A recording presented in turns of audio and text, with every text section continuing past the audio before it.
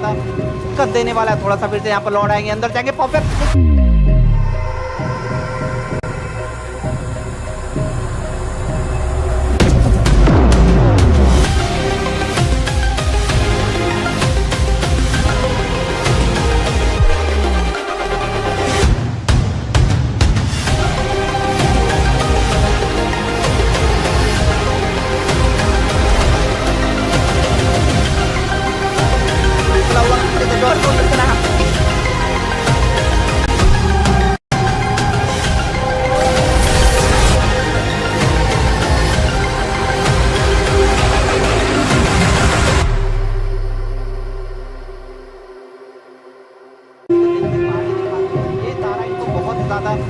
कद देने वाला है। थोड़ा सा फिर से यहाँ पर लौट आएंगे, अंदर जाएंगे, perfect.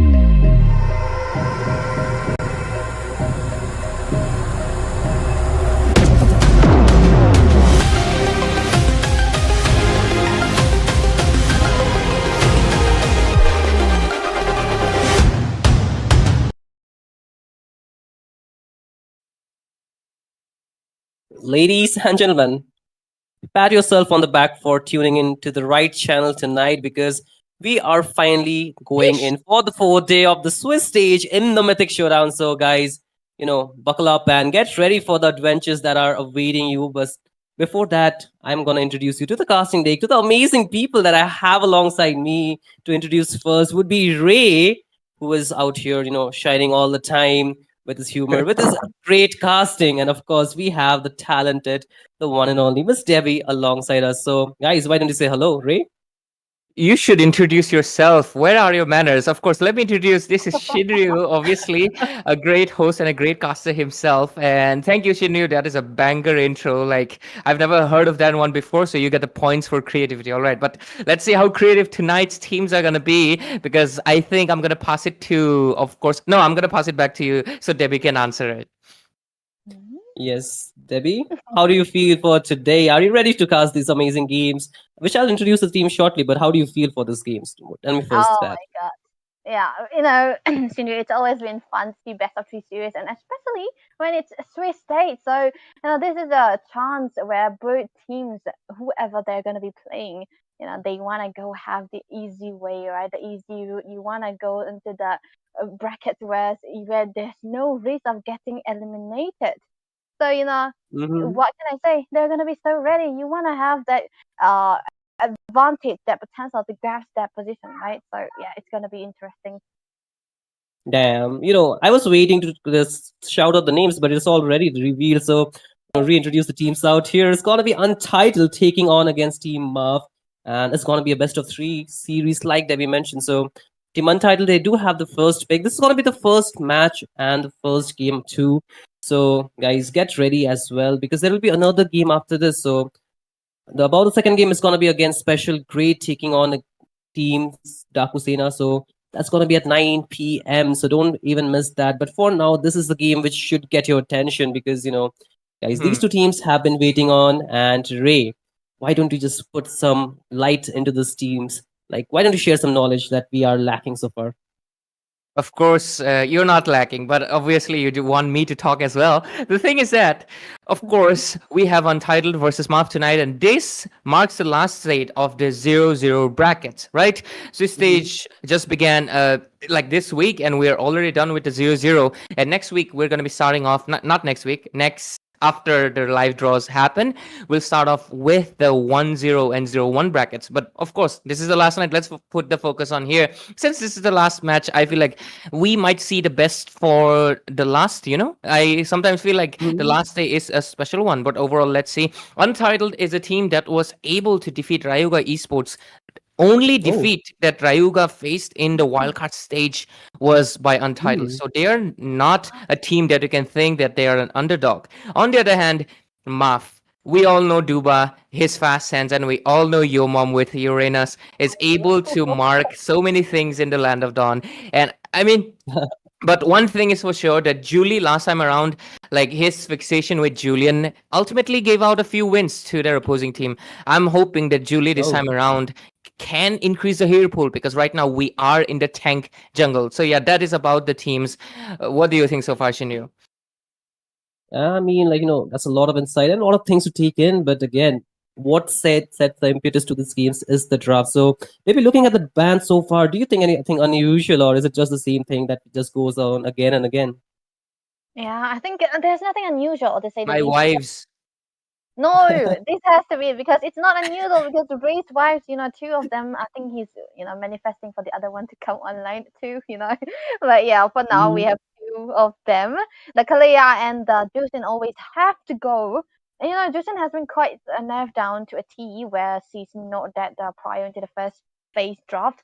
But now that the metas have shifted a little bit towards the Tang meta, just a little bit, I think C became quite important to be banned away again. But one thing's for sure is that the Baxia always gotta go, right? Because even I think it's kind of different to see the Untitled are the one banning out the Baxia when they have the first pick. So that's just like maybe a personal preferences. So I do not mind at all because looking at the first pick here, they really really want to go for the flex as well as set onto this Badang here. And you can see two quick answers here. But again, guys, a quick fact, the top two teams from this tournament will be qualifying for the regional tournament, which is going to happen real soon. So you need to just keep your eyes open Yo. for that. And also, these two teams will not only carry the Indian flag to the global stage, but they will also be battling out. So you need to cheer for them as well. And to get the info, to get the update, you need to be following MOBA 5v5 esports on IG. So don't forget to keep check with that. And again, if you want to win the giveaway of 10,000 diamonds, hashtag Mythic Showdown is the way to go. Comment that, like the stream, and show support to your favorite team. And not top three, but three people will be selected every day from the live stream. So whether you're on Facebook, whether you're on YouTube, just make sure you comment hashtag Mythic Showdown and like the stream. So guys, apart from that, Ray, the bans was fast, but the picks are even faster. What do you think? I think, I'm loving the fact that Untitled, I love that they're kind of debuting the ASL because I did not see her in the wildcard stages. Swiss stages also, I hadn't seen her at all, even though there were numerous Granger picks. I don't know what happened. Maybe ASL is just a little bit squishy as soon as Granger comes online, I understand ASL has a little bit hard time to coming back. But I'm really happy that Deadly or Shane, yeah, Shane is gonna go for it ASL. Other than that, the Badang is it standard. The high loss is a standard, and it's most likely gonna be a Badang EXP lane. And one more fun fact: Daki is the only girl player, if I'm not wrong. Yep, she's the only girl player in Mythic Showdown. So that's a huge win for the Ooh. girls, and huge win for Untitled for having a girl in their team. So overall, it's not a 5-man versus 5-man. It's 5-man, 4-man versus one girl. But yeah, jokes aside, let's see how Maaf is able to do, because last time I was talking about the jungle, the jungle fixation on Julian. Looks like it has changed, but into a Hayabusa. I want to see how good that is going to be. Yep. And this just compels me to use a Hindi like saying that goes, "Kya ek nari ho sakti hai sab pe bhari." We need to check that out, So we need to check that out because the only girl, that means that she has got the skills, she has got the game knowledge, and she definitely has the synergy going with the team, right? And like you mentioned, Untitled should not be underestimated in this game. So looking at the draft, I like how they are approaching the front to back composition with the Irithil into the backline, with the damage source that will come all into the late game. So they need something for the early game, I believe, a good mage that the other team is trying to deny in the second banning phase. As you can see, it's already done and dusted. And again, the other team, I like what I see. So, Debbie, what do you think is still missing from the teams? I think, like you mentioned, the early game mage, early game mid lane is definitely going to be something Untitled are going to be needing. And I think Maaf, they also read that out a little bit. Because the Sicilian band, even though it's not an early game mage, it's definitely a comfort pick for Miss Daki here, obviously. And yeah, Yes. the Louis too, right? The Louis is like the early game mage that you're gonna be needing. You're gonna be having all the kind of CCs into the level 2 already. So I think they read this quite well. But then we cannot forget though, one thing is this Duba, he got his hands on the Harris. So this is not gonna be just another Harris. It's gonna be Duba's Harris. So I think it's gonna be very interesting. But look at that! The direct counter for the Harris that we haven't seen being picked up because it's always been the Fanny, man. Oh my goodness, Fanny, she's gonna be flying around. They read a lot of things, but they did not read the Fanny quite so far. And I feel my friend Ray might be really excited to see this Fanny flying around in the land of dawn, isn't it, Ray? Absolutely. I'm really like, I think this is also no, this is actually the second time. And guess what? The first time the Fanny was picked, it was in wildcard stage by none other than Kai Miku. This guy loves to pick up the Fanny as his, you know, out of pocket pick. Yeah, out of pocket pick. He can go for tank junglers, but this Fanny is something that I feel like moving forward, all the Swiss stage teams, they have to keep this in account. If they're facing against Untitled, you cannot go without a hardcore CC. Right now, they do have, I feel like they only have the Phobius, honestly. Other than that, Belleric, exactly not the most Fanny counter thing, right? So let's see how it goes. Other than that, the Farsa, the Harith, the Hayabusa, I feel like all of them are self-explanatory, but how they are going to interact with each other is going to be the main key factor. But I'm really excited to see the green mid lane, which is going to be the Belleric and Faramis, right? That overall. And hey, this is June 5, isn't it? Like they're going for all green. Good for Maaf. Between five. Yeah. Yep. And with the game already rolling, it's your time to enhance the game with your voice, with your casting. So why don't you guys take it away and I just take a little bit break for a while? Of course. Thank you, Shinryu, for that banger introduction. Back, like all the way back in the first intro, of course, and giving us insights into the draft. But ladies and gentlemen, welcome to the game number 1, and we're heading straight into Maaf versus Untitled. This is game number 1 into this best of 3 series Swiss stages, and let's see how both of these teams perform. First day of the Swiss. Let's see how both teams do. I'm the caster, Ray. Joining me is, of course, the gorgeous lady Debbie, and just as I speak, Joker immediately falls down. Joker, he does not joke around, and I think this is such an important kill that to get into the first few minutes of this game, very, very definitely going to be important. The room were taken down so early on, and one thing for sure is that he's not going to be having the revitalize another 30 seconds. That's going to be something that Maaf will be using to their advantage, right? But a bit of a change up into rotation wise as well, because we are actually very familiar with what Julie does on those Julians, on those heroes that he's got his hands on, but now he got a little bit more mobile, more equipment ready heroes onto his hands. But look at bot lane though. Bot lane already, we see some action and Yo Mom trying to survive, but he actually was able to do so because he took Kaimiku on the other hand instead. Oh my god, the abundance of crowd control, and who could have seen a Belleric and a Faramis would be winning out the lane. Overall, a complete disaster for the hands of Untitled as they face their unvictory. No, that is not a real word. I made it up, but yeah, in the team fight and lose out the turtle as well. Oh, what is that retribution, Julie? Yeah, it's just another day in the tournament lobby where your mid laner, is just a little bit greedy, But yeah, I think Julie onto the Hayabusa is gonna be a very great start because one thing I wasn't sure about the first star pick was they picked the first star into the Hayabusa, right? So she's gonna be very, very careful on how she positions herself because if he just lands the Shadow Julie, I think for the first 3 minutes that we have seen his performance, it's actually going to be a good Hayabusa we're going to be seeing too. So Daki has to be very careful. She is not going to be having the perfect amount of time to have her ultimate in a perfect position as well. So the front line here, Joker, I think he will always have to be careful when he dives in. But look at that, Daki. Almost got caught out here, but overall, Hayabusa doesn't have the shadows anymore, but there comes the Faramis. But the burst coming in as well, the feathered S-Strike, a complete revenge kill. Daki was able to secure it. That was a really precise team fight. But of course, Senju in the early game as well. They are not stopping because Barang comes in with the fisting, and so comes the Wrath of the Dryad. And they're trying to dish out the damage, almost trying to take out, but don't have enough damage to dish out. But Fanny looking for the cleanup. Just doesn't have the energy, nor the ultimate, no resources to go in.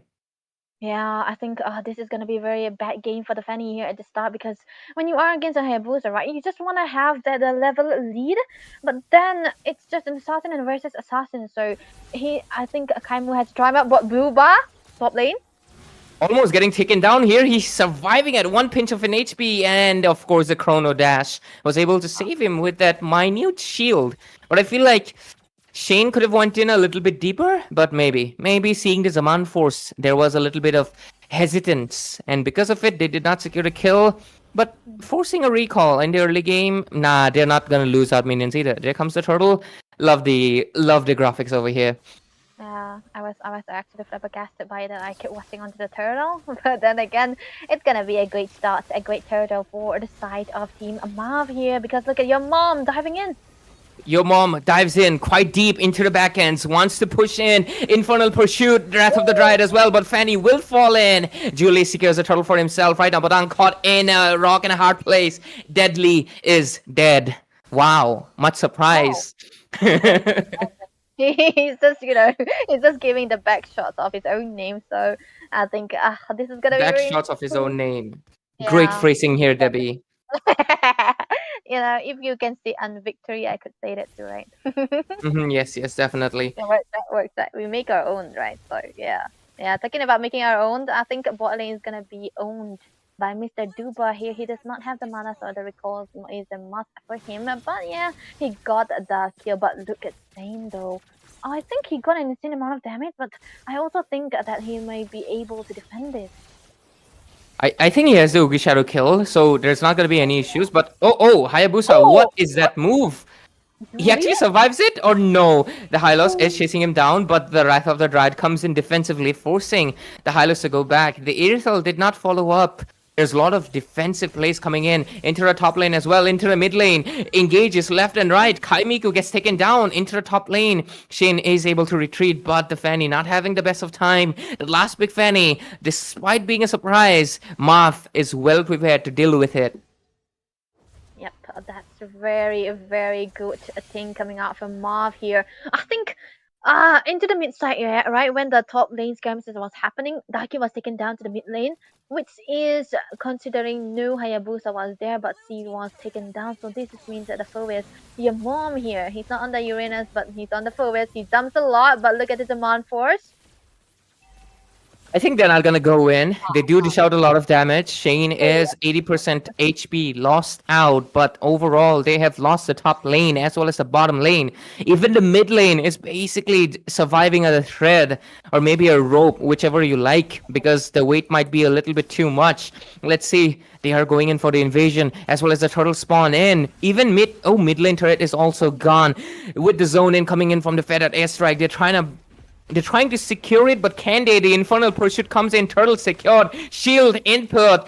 No skills popped in yet, but there, Wrath of the Dryad comes in, taunting the Hylos. The horse might be the first. Oh my god, Yomom going so deep, but right now, okay, not enough damage. Yomom buys the Radiant as well. So basically, the Farsa is not going to be a threat, neither the Hylos anymore. Look at the itemization, DB. Okay, man. Jusin's husband. Yeah, because the Radiant armor is such a good item to build at the start, because I think he just thinks that there's not gonna be enough damage on Kamiku onto this Fanny as well, because he's been taken down quite a lot. I mean, 3 is a lot, right? Onto a Fanny when you want the early game snowball going. So Daki is the only one who's gonna be a threat for him. So I think this is also the reason why he took it. But one thing's for sure, that it's gonna Duba. He's got an interesting build part here. He got the leather jerkins. I think it's just just to protect himself from the Fanny if he just try to go in. But then again, he's gonna be having a good lead in comparison to Shane, who's got 2 builds already. But I think it's not that costly enough in comparison to what the Harry is gonna be building. He can go for the Feather of Heaven, the Sternum side now, and the next is gonna be the Holy Crystal, and that is gonna be the Power Spike for the Harry. And I think Untitled, they have to do something about this. They need to have a response. They need to make their full potential use of their Fanny. But bot lane though, Okay, a lot of damage being popped in, but there's the Nether Realm with the survivability. Wrath of the Dryad popped in as well. Senju forced to retreat, but okay. Yo Mom going deep again and again. He's really, but right now he needs to go back, and they do. They take down Joker and actually make a trade, not losing any members each time, each fight they survive. But Fanny wants to come in for the clear up. Deadly wants to provide a little bit of the zoning. The fisting not coming yet, but Kaimiku with that Malefic Roar is able to secure a kill onto Yo Mom, finally taking him down 217. But PD still 207 and the Harith 104. They still have priority targets they gotta take down, but the Lord has spawned in. Oh, look at Daki, might be taken down here. Oh, sliver of 1 HP. Julie, he also knows he cannot stay for too long, forced to retreat back. I think, at this point, Julie is such a threat here because 314, I think he died one time, but he already got the Hunter Strike as well as the BOD, which is a very, very expensive item. And if he can get his hands in the second part, it just means that he's going to be such a threat onto the backlines. And I think this is the sole reason why the Pricer hasn't been used to that much of a potential as well. And Kaimku onto this Fanny, I think he just got 1 kill, right? Onto the Phobius, onto your mom. He was like, yeah, enough jumping around, let me kill you just once, at least once. And I think this is the only kill that is going to be securing as of now, because the Lord is already taken down by the side of Maaf here, and they really try to look for fights, Yeah, overall, I feel like the item spike and the gold difference is coming in, but Earthel with the damage dishing out. Nether Realm popped in a little bit early, as well as the Glorious Pathway. Oh, that was from Joker. Right now, a few resources being used up left and right. Julie looking for a window to go in. The angle is there for him to charge in, but he doesn't want to make any silly mistakes. Wrath of the Dryad comes in, and so does the Zaman Force, as well as the Infernal Pursuit. But so far, they're hesitating. Daki with the ultimate in the mid lane, but will get taken down immediately. The fisting doesn't land onto the proper walls. That is not the second skill of the Badang, it's the walls of the turret. But overall, was not able to stun any targets. Fanny trying to dish out some damage and clear out the lanes, and okay, they're trying to take down PD, who's stuck between the walls and rock in a hard place, literally, but he's still on 1 HP. Will finally get taken down by the damage coming in from Joker, but Joker will also pay the trump price. And right now, Fanny, Kaimiku, the only one left standing. The top lane turret is going to be gone in a second as well. 1 minion left, but Farsa comes in with a feathered airstrike, able to clear out Reigns, and they defend the base at a cost of many. Yeah, at some point I thought with Stain just trying to use the Queen's Roar and the damage that he dished out, and even to the point that he was baiting out the Nether Realm, I thought that it was like, easy defense onto the turret as well. But then again, Julie happened, right? Julie, the Hayabusa happened again. So this is just a farm of Hayabusa. He's got a lot of potential in him. He's got a lot of damage in him as well. And he dive into the backline onto Shane and just kill him with a Shuriken. I think this is gonna be a very big problem for the side of Untitled. They have to find a reason to try to shut down this Hayabusa again, but we cannot forget that this is a Hayabusa and a Harris combination. They have so much of a high kill pressure, and not to forget they have a lot of snowball going on for them. They have a lot of gold leads, and their damage, it's gonna be so hard for them to handle. So at this point, Untitled, I think, just do the housekeeping, man. Victoria housekeeping here, but 3 to 14, 9,000 gold lead. It just kind of speaking volumes that Maaf deserves to be in the Mythic leaderboards for a reason, because Untitled, yes, you were able to dominate in the wildcard stages. You were able to defeat the undefeated wildcard team Ryuga Esports, but you're into the big leagues now. You're facing a real Mythical leaderboard team, and the disparity is just there, 3 to 14, and so far this is going to be the second Lord, and this might just be the end. The Harris zoning it out as much as possible. Julie is the main focus. He wants to go in. There comes a Oogie Shadow kill. Fan immediately gets decimated, but there's the zoning out coming in. They don't have the jungler anymore. They need to retreat. They need to go back, and that's the go signal from Maaf. They want to go in. They want to take down Joker. They all have already taken down Daki and Kaimiku. They're not going to be stopping. Earthel dishing out the damage, but she almost gets annihilated, and she does so. Chrono Dash's basic attack jumps in. Only 1 member left. Deadly will also be dead for now. They do lose 1 member, but they knew that this fight is something that they can take on. Full 5-man wipeout. The Lord hasn't even arrived, but they will take the base, securing the game number 1 in a swift and clean game. I think Ray Oh, I think this is such a a good thing to do for Untitled, because if they do not contest, they will surely lose anyway. It was just a plan that they have to make. We contest this or we lose it. Sooner or later they were gonna lose it, so they were just trying to take their chances, right? So very understandable. But what do you think, Shinryu? Hey, I think, a lot of things too, but let me just put them down in a number wise. So the first thing that happened was like, the early game did not favor team Untitled at all. The fanny pick, although was a surprise, could not perform the way it should have. I think the snowball potential that both these hero have, both the junglers had, worked out better for the side of Team Maaf, but it did not work so well for the side of Team Untitled because, that first team fight where 3 members were taken down, they already got so much into a deficit that, it was difficult for them to get back the lead, to get back the momentum for this themselves. And in the overall, you could see, whatever things went right for the side of Team Maaf went completely disastrous for the side of Team Untitled, right?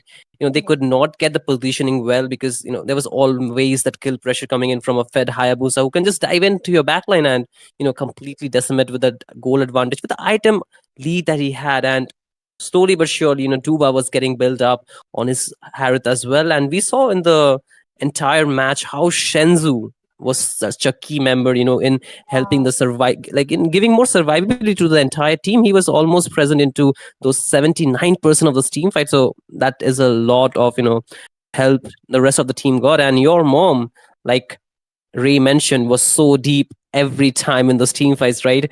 He was Yeah, able boy. to just kite out the entire team to like give them the window to go in, and rest was just working so well. And like Ray mentioned, at the same time, I have to take a lot of references from Ray for sure, because this is a disparity from how we see a mythic leaderboard team and somebody who is trying to climb the ladders, right?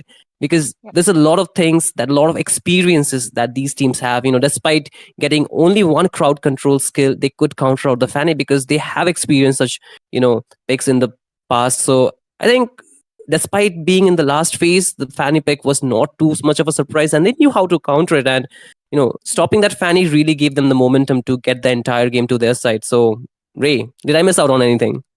Nah, you did not miss out on anything. Honestly, I feel like Maaf has been like, yes, they were in mythic leaderboards. They're not exactly the top one, of course, like Tartarus, ABM, LCF. They're the most toppest of dogs. But still, I have noticed the improvement that Maaf has made, and they're definitely a force to be reckoned with, even for the other mythic leaderboard teams. And because of it, even though Team Untitled has a combination of really good members, their draft was in no way a weak one. It's just that there was some disparity that we clearly saw. It's not exactly that the draft was, oh, like this is a really bad draft, this is a bad pick. No, you cannot say that. Both of the drafts are very decent, but the execution and the macro control coming in from this Hayabusa, I really feel great that Julie has switch to another assassin, and I'm loving to see it. And honestly, game number 2, I'm really looking forward for Untitled to make some sort of a comeback, because I am rooting for them, because after all, they are the wildcard stage team, the underdog. But at the same time, there's a reason why a top dog is labeled the top dog, right? So let's see if Maaf can make this a clean sweep, or we're gonna see a game number 3. Hey, sometimes I really feel these Swiss brackets, right? The 0-0, the 0-1 bracket, and even the 1-0 bracket are all about the psychology, right? Which teams you can face to climb up the ladders more comfortably, right? If you're facing all the top teams, the chances of getting out is much higher. But sometimes, some teams do like to incur a defeat to get some easy teams to just battle it out to reach the top, right? And I'm not saying it can be a strategy, but you never know what can happen to a lot of things for these teams. But again, I feel like you mentioned, the build up really needs to be on point for the side of Team Untitled in the next game, because they have all the toolkits that they need. It's just about the initiation and also the execution, right? Because in the last game, the early game initiation was completely went down the drain for the side of Team Untitled. They caught such a back foot that it was so difficult for the Fanny, who was so behind, to get back and get into those team fights to get the kill. So I feel a bit adjustments would definitely help them to get a long way. What do you think, Debbie? Yeah, they have to adjust just a little bit. And I'm pretty sure that into the first game also the draft wasn't the problem. Yes, it wasn't because I think they were, put in a back foot where they had to pick up the Farsa even when there was a Hayabusa because the early game mazes were banned out, right? Even if they go for the Novaria too, it could have been sorry another bad game for the mid laner. So I think Maaf, they are playing it so well. So Untitled now they are having the second chance to redeem themselves, pick out two heroes that's more of their comfort style. I think this time around they might develop a new combination, a new synergy that can literally take down Math also because these people, whatever they are using, they cannot die. Even Julie popping up quite a lot, and I think he's Ray's favorite member here too. The same. Hey, he'll just reveal that real soon. But again, I feel a lot of the teams still going with the traditional pick, which has been going on for a long.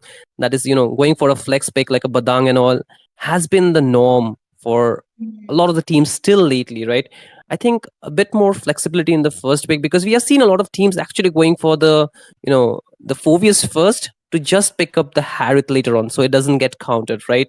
But again, there is a Esmeralda that can be picked in the EXP lane, right? The Esmeralda does counter out those high shield heroes. And I feel, just approaching the draft in a different way can give a lot of room for, these teams to fight more and even last the team fights in such a way that, it can give window to the rest of the team to come and just go for the cleanup, the damage dealers to do their work, right? And I feel, despite having the Badang as well, the high loss, it was not nearly enough because they could not stop the members whatsoever. But again, I feel it's all about the perception that these teams have, which heroes they are comfortable on, and also how well they can just, go for this micro adjustment at the very last moment in the draft. So, Ray, again, the bans are coming here real fast. Anything you see unusual or you would like to see in the banning phase this time? I think we're just going to be seeing the typical ones like the Mathilda. Most probably, Kalia's going to be next. Maybe a Lucas at most. Other than that, I think it's not going to be any different.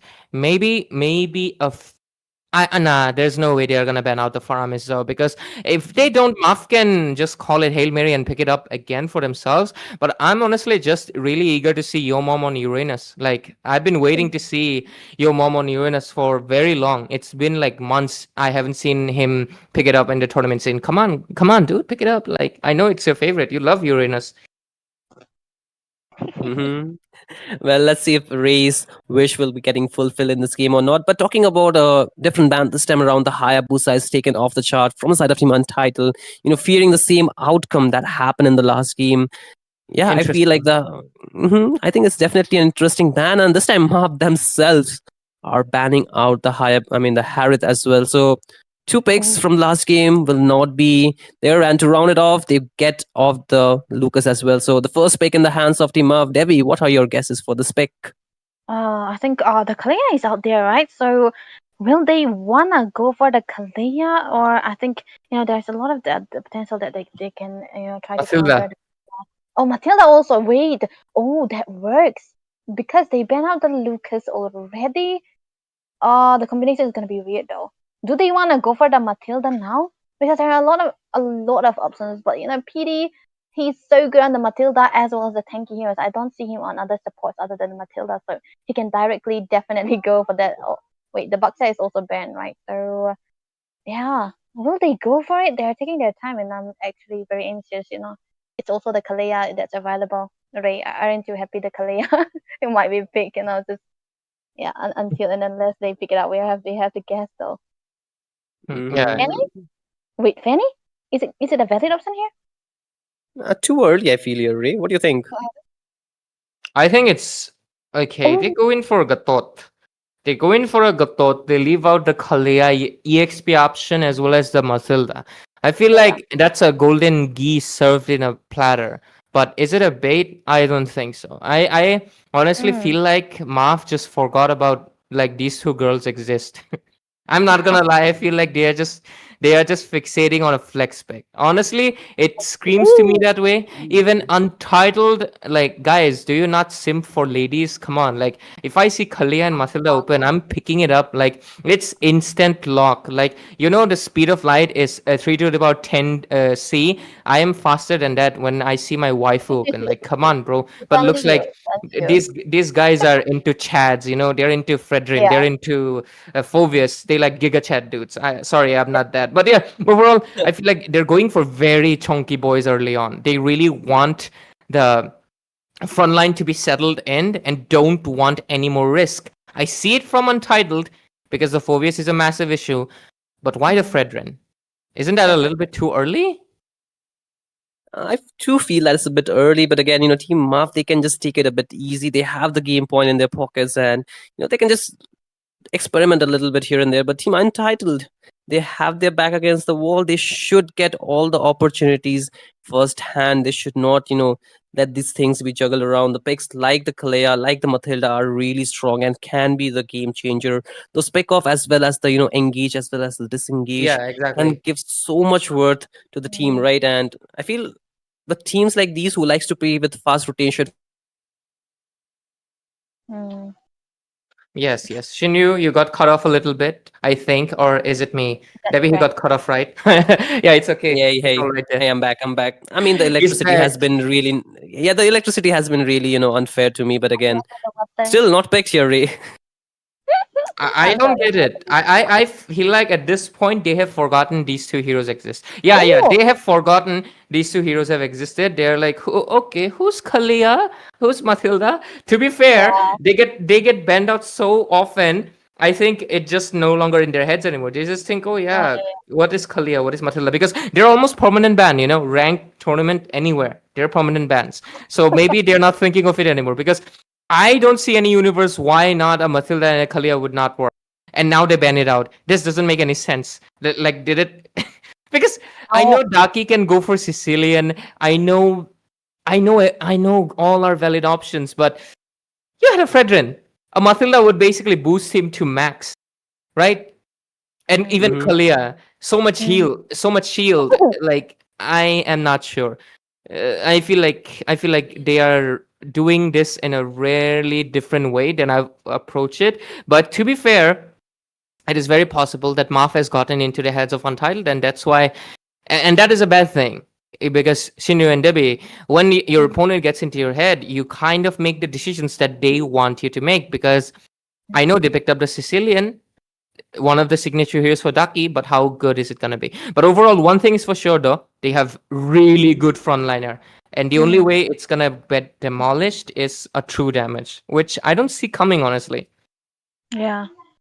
I feel like the goal lane is still open, and carry would be a definite option to go for if Short they range. want some more true damage. Yes, for sure, short range. But what else would be the other option? The Xbox band, the Alpha can be there, but yeah, finally, guys, why are we stressing so much on these heroes? It's not the fact we like these heroes, but time and again they have been proving like what they can provide to the teams, right? I mean, Ray might be biased, but we are not, yeah, right?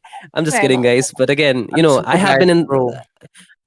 It's okay. I have been sitting in the dark right now, still casting this game. I cannot see my anything apart from the screen. But I feel like if they had not picked the Matilda or the Kale at this point, we would have been still in the dark with the draft and thinking, what happened to the the flexibility that these two heroes can provide to the team, and also the advantage they give. But again, talking back into the draft, I feel the front line is definitely going for the side of team Untitled, but this is a really underrated pick here, and Debbie is so surprised, and I feel Ray might as well be.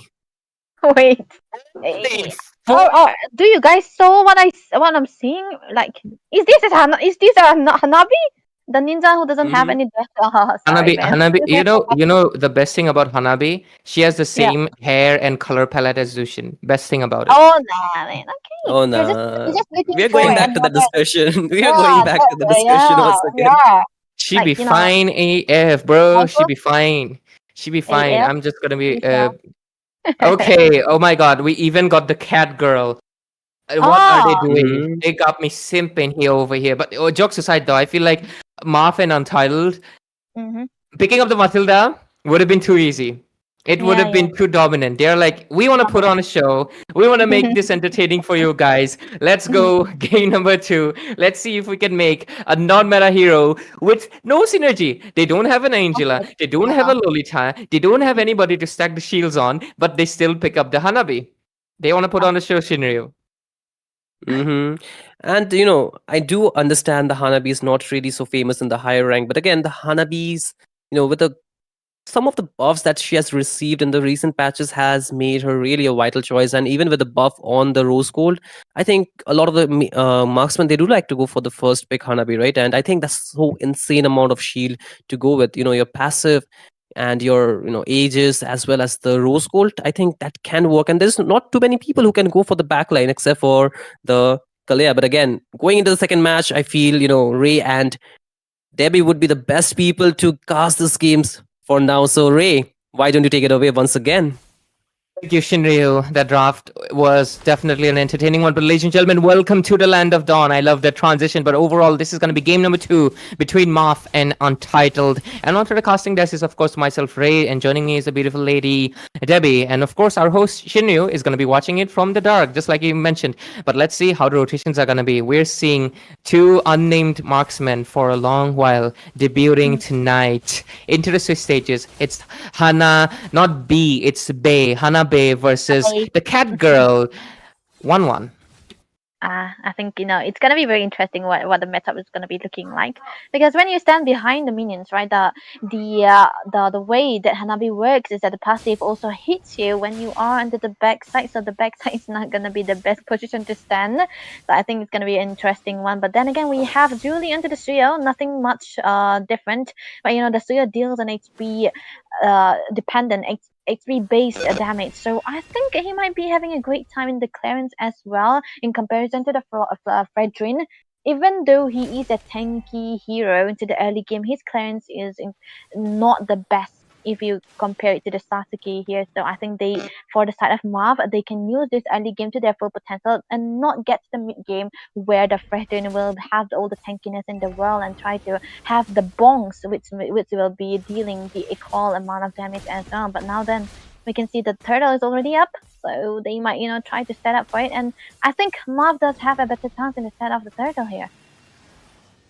Let's see how this turtle fight is gonna go, because mostly the Suyo with the Soul Saver should win it out, but just like you mentioned, the bong coming in from Kaimiku would be crucial. But look at the taunts coming in as well, the damage being dished out. But Julie secures the turtle for himself. Yo Mom takes the kill, and Kaimiku is the next one to be falling. Maaf somehow does it again right at the beginning, securing 2 kills and a turtle getting 3+ net positive trade for themselves under 3 minutes too.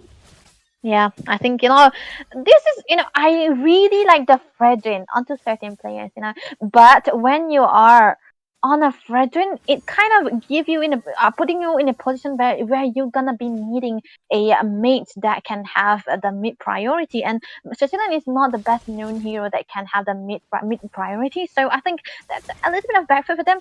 But then again, the mid game is where we're gonna be watching if the Fredrin can hold long enough. But PD here, I think he's looking for something. Almost. Joker almost got taken down. And Joker is playing Sakura. That is a nice choice. Sakura is Joker. Wow. Okay, overall... Oh, wait, what? Hey, Sakura. Okay. Crozen's side for Shane. So he is, I think, a little bit slightly ahead of, Hanabi. Of course, it makes sense, because Hanabi is just... she's slow farmer, slow damage dealer. I mean, I would glaze her because of her beauty, but her place on the meta is really on the bottom tier. The only thing she can provide is the petals in the team fights, maybe a little bit of anti-heal, and that's about it. But okay, bottom lane, Hanabi, better watch out. But yeah, the fact that they have not picked up any shield givers either, no Matilda, no Lolita, no Angela, so it's gonna be a little bit hard here overall. But look at Kaimiku immediately getting melted down. The Suyo secures a kill, and right now the next one on the list, Joker survives at 1 HP, but no, Julie says no, comes in, swipes, Soul Saver for the triple kill, and right now Deadly coming in, wants to go in for it. Okay, Infernal Pursuit immediately gonna get disabled. Out, the Lord from the Vexana gives a slash and takes him down. Deadly was not even able to take down Senju.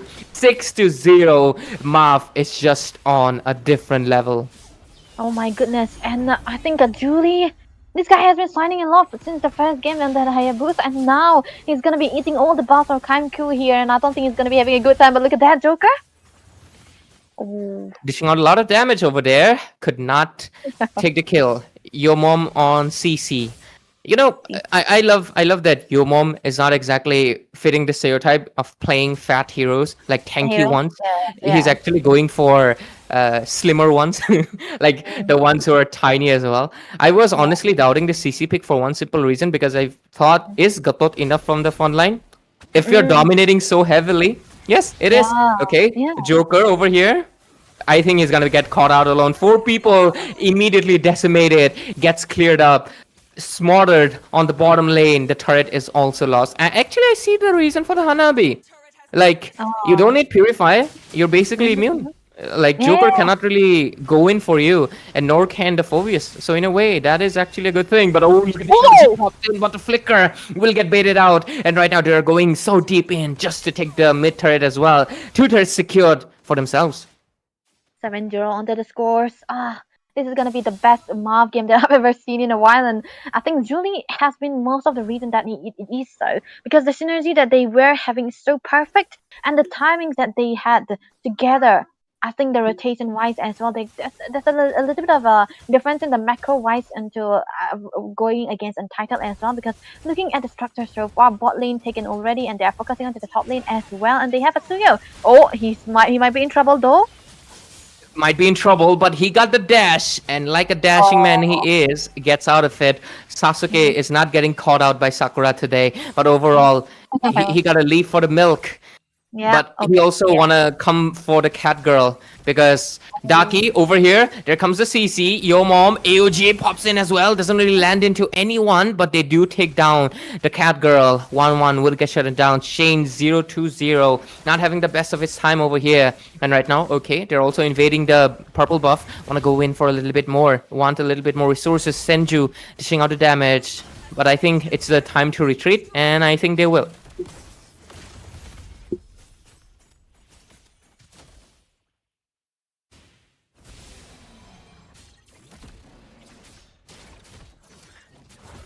Overall, looking at the okay. There comes Joker. Wants to go in for a little bit more. Not able to go in for anyone at all. And Kaimiku just getting melted left and right. There is absolutely no chance. But looks like that was a close one for Yo Mom. He gets taken down for himself. But Joker also pulls in the Katotkacha. Looks like this is a chance for Untitled to finally bounce back, dish out some damage, but there comes Julie with the damage. Deadly will get taken down as he will be responding to the base. Oh, Kaimiku barely surviving, but Joker will get taken down. Julie comes in for the cleanup, and Hanabi secures the double kill. And right now, overall, this is a full-fledged wipeout. Only Shane is left out, pushing out the bottom lane, but at what cost? They don't have any more turrets into the bottom lane. Yeah, I think this is going to be the greatest scenario for Hanabi to play in, because he already got 2 items and another going for the Trinity build. And when you see how the build, they have a lot of front lines and a lot of damage, a lot of kill pressure as well. So it's going to be free hitting quite a lot of times, and this is going to be a problem for the side of Untitled again. But then one thing's for sure is that Daki, he's got the elegant jammed, and just one that I think is going to be taking quite a lot, but then again, that's not what they can do. They have a lot of a goal lead into the hands of Maaf here.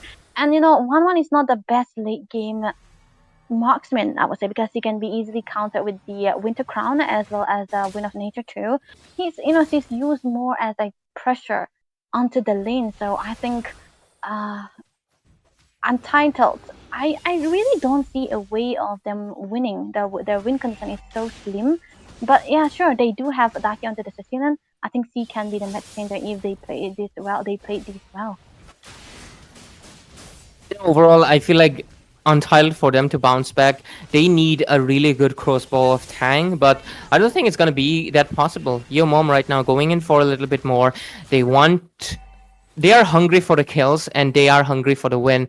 Despite the doubts that we saw the Hanabi, it's working out well because Hanabi is a very defensive marksman and it works out wonders for how aggressive they're playing. They just needed the marksman to be safe in the goal lane, not lose it, and Hanabi just filled in that slot perfectly. And because of it, they're able to do so. Now, Lord finally walks in.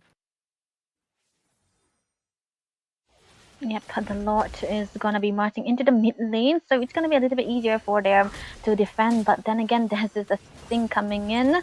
Look at that.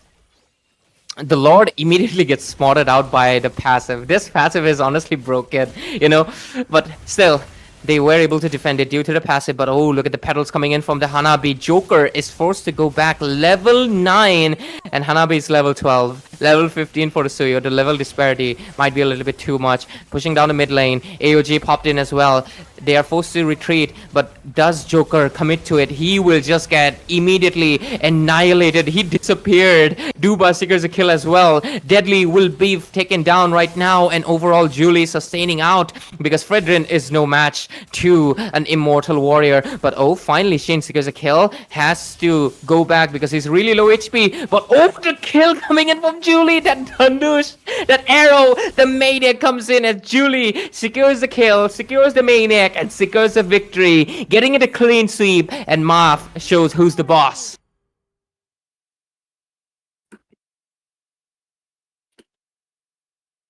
And this was an exciting game overall. Shinryu, I'm gonna immediately head back to you because I think we had our doubts, but Maaf was just able to prove themselves to be that superior team. Absolutely, man. And we have been talking about that early game prowess the side of Team Maaf had, and this game too. They got that lead in the early game, and that's what made all the differences. And I feel once again, Team Untitled, they were a bit too greedy with their draft, going for 2 late game heroes with 3 frontliners was a bit of a mistake, I would say. We have been talking about, they need some kind of peel, they need some kind of healing. Yes, they did get that Kalea at the end, but they made one mistake. They did not lock in too many early game heroes, which kind of put them in a bad position. And despite having a Hanabi onto the goal, and nobody could just get up to him, like you mentioned, the inbuilt CC immunity was definitely working for him. And even the Kalea, like you can use your jump how many times you want. You can go for the tsunami slam, but if you cannot catch anyone, if you cannot catch the damage dealer, then what good can you do onto the tanky heroes? Because the Shuyu is so flexible that he can just go in, go out, and it's not really worth it to catch him. And I feel once again the draft superiority was there from the side of Team Maaf, and overall, like, they just proved the fact why they are in the Mythic leaderboard. So yeah, once again, guys, I want to reiterate the point that this is the Mythic Showdown where the top 8 teams will get a direct entry to the Mythic leaderboard. So the top 8 position would definitely be important for a lot of teams. But once again, Ray, did I miss out on anything that you think that was crucial for this game? You have not missed out. It's just the fact that, like, Hanabi, as absurd as it looks, look at her. You don't underestimate a Hanabi. I am a proud Hanabi main as well. I am a lot of main for a lot of female heroes. But jokes aside, the main thing is that, just like you mentioned, they picked up the Fredrin, they picked up the Kalia, they picked up the Phobius. All of them which are crowd control oriented, not exactly a burst one. And even if you want, Fredrin can dish out damage, but for that, you need to take damage. How do you take the damage? You taunt them. How do you taunt them? It's a crowd control. They miss out that simple factor, and the Hanabi was a crucial thing in that. They could not gank the Hanabi. If anything, she's just gonna turret hug, and even if you try to dive, she's gonna use her Higambana to just immobilize you inside the turret, even multiple people. She's a full-on defensive. A tank jungle is basically the worst possible thing you can do against the Hanabi, and it was very cleverly played out from the hands of Maaf. It really shows that they're not exactly a team that is low on the hero pool, and they are just doing an immaculate job. And this is the difference between a Mythic leaderboard team and, of course, a team that's still in the elite leaderboards. And this disparity, as said, it might seem, it's really good to see that Maaf is able to dominate in such fashion, finishing the game under 10 minutes. And this is a good notice to Untitled, because moving forward, they gotta make sure that if they're able to if they want to face other teams, they need a lot of more room to improve. Of course, the draft is good, execution is good, but let's see how they move forward as they're going to be going to the 0-1 brackets. But it's not the end for either of these teams, right? They will be battling out further into the Swiss stage. So don't forget to catch them if your favorite team was playing tonight. But again, guys, that Hanabe pick was definitely crucial. It paid the dividend. The side of Team Maaf were looking in the game. And picks like this definitely are important to win certain games. So, the draft is going to be so important for a lot of teams. But, if that wasn't entertaining enough for you, then you definitely need to catch up the next match, which is going to happen real soon between Team Special Grey taking on against Team Daaku Sena in a short notice in about 30 minutes, if I'm not mistaken. And, guys, where else do you catch the action? It's nowhere else apart from this very same channel, Indian Gaming Corp, in the name of, Mythic Showdown. So this is a Swiss stage. That is going to be the last game of the 0-0 bracket. So you guys definitely should catch that game up, and you have a break, get some snacks, get some cookies, or even get some popcorns if you like that as well. So guys, you have to just watch the games, because all these games would be very important, because the top two teams will be going directly to the regional tournament, and they're getting the qualification to represent India at a global platform where they are gonna be facing off teams from other countries and other regions as well. So don't forget to get the updates live from the MOBA 5v5 esports IG page, and just keep on following this page. And why don't you like and share the stream, and even share the stream, subscribe, and why don't you even comment hashtag Mythic Showdown right now, because there is a chance, a possibility that you might be picked as the 3 lucky people from this stream to get your hands onto the 10,000 diamond prize pool that we have set for you guys. And also, while you're at it, do share the stream. Your friends should not be missing out on the action. And I guess with that, Ray, we are missing one person, but again, the show must go on, isn't it? But for us to even end at here. So any final words before we leave? I love Hanabi. Yeah, that's about it. Yeah, and with that, guys, we will be just taking a short break, and we'll be handing over the mic to the next group of casters, amazing set of talented people to carry the game and the show forward. So don't miss out the action that is coming on your way. Stay tuned, and we will be meeting guys real soon.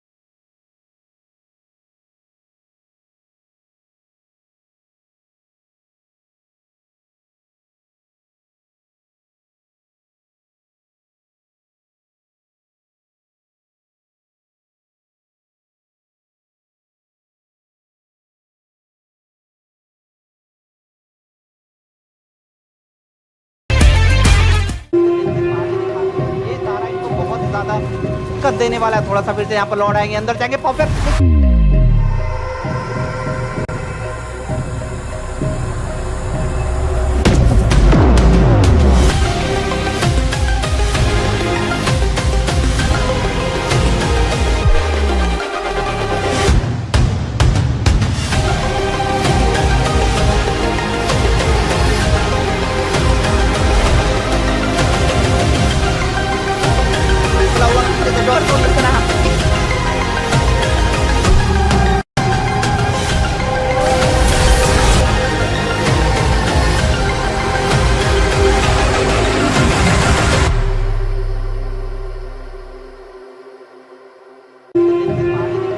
ये तारा इनको बहुत ज्यादा दिक्कत देने वाला है थोड़ा सा। फिर से यहाँ पर लौट आएंगे, अंदर जाएंगे, परफेक्ट।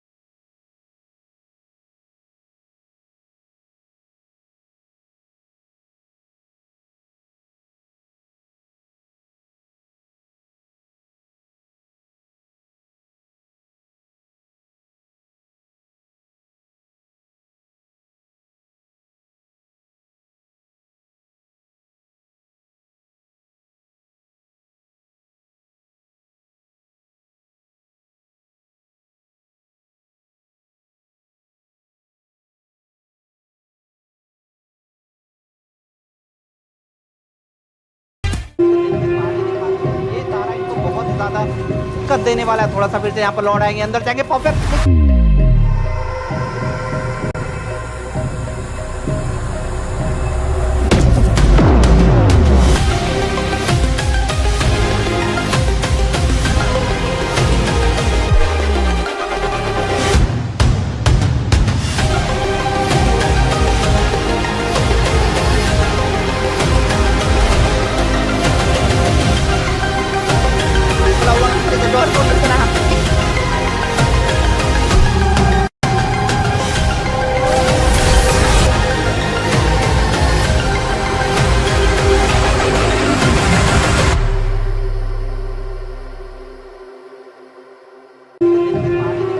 ये तारा इनको बहुत ही ज्यादा दिक्कत देने वाला है थोड़ा सा। फिर से यहाँ पर लौट आएंगे, अंदर जाएंगे, परफेक्ट।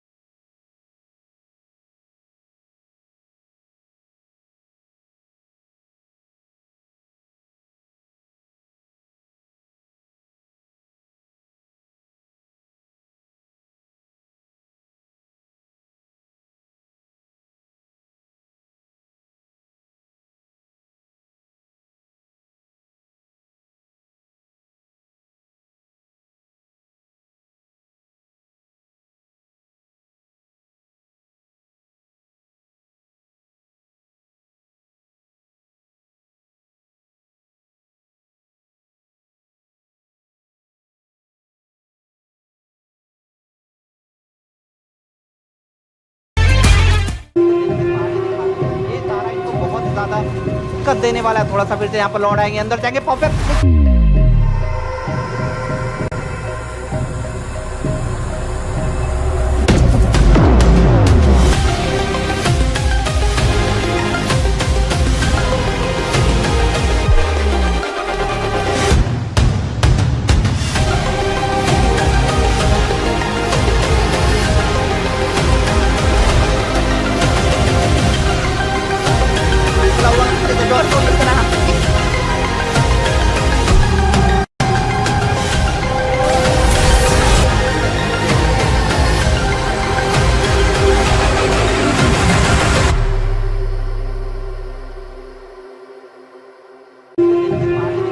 ये तारा इनको बहुत ज्यादा कद देने वाला है। थोड़ा सा फिर से यहाँ पर लौट आएंगे, अंदर जाएंगे, परफेक्ट।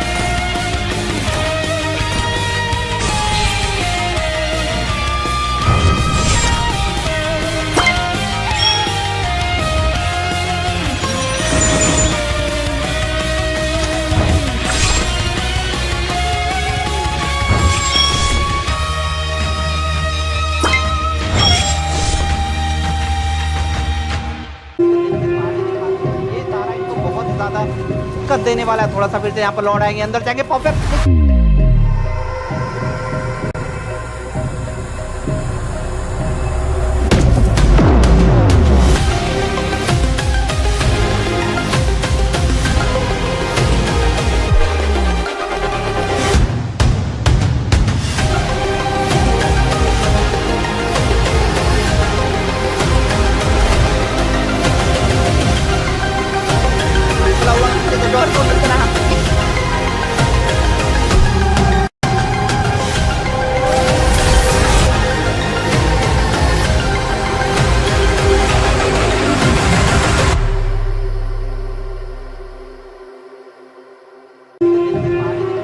ये तारा इनको बहुत ज्यादा दिक्कत देने वाला है। थोड़ा सा फिर से यहाँ पर लौट आएंगे, अंदर जाएंगे, perfect.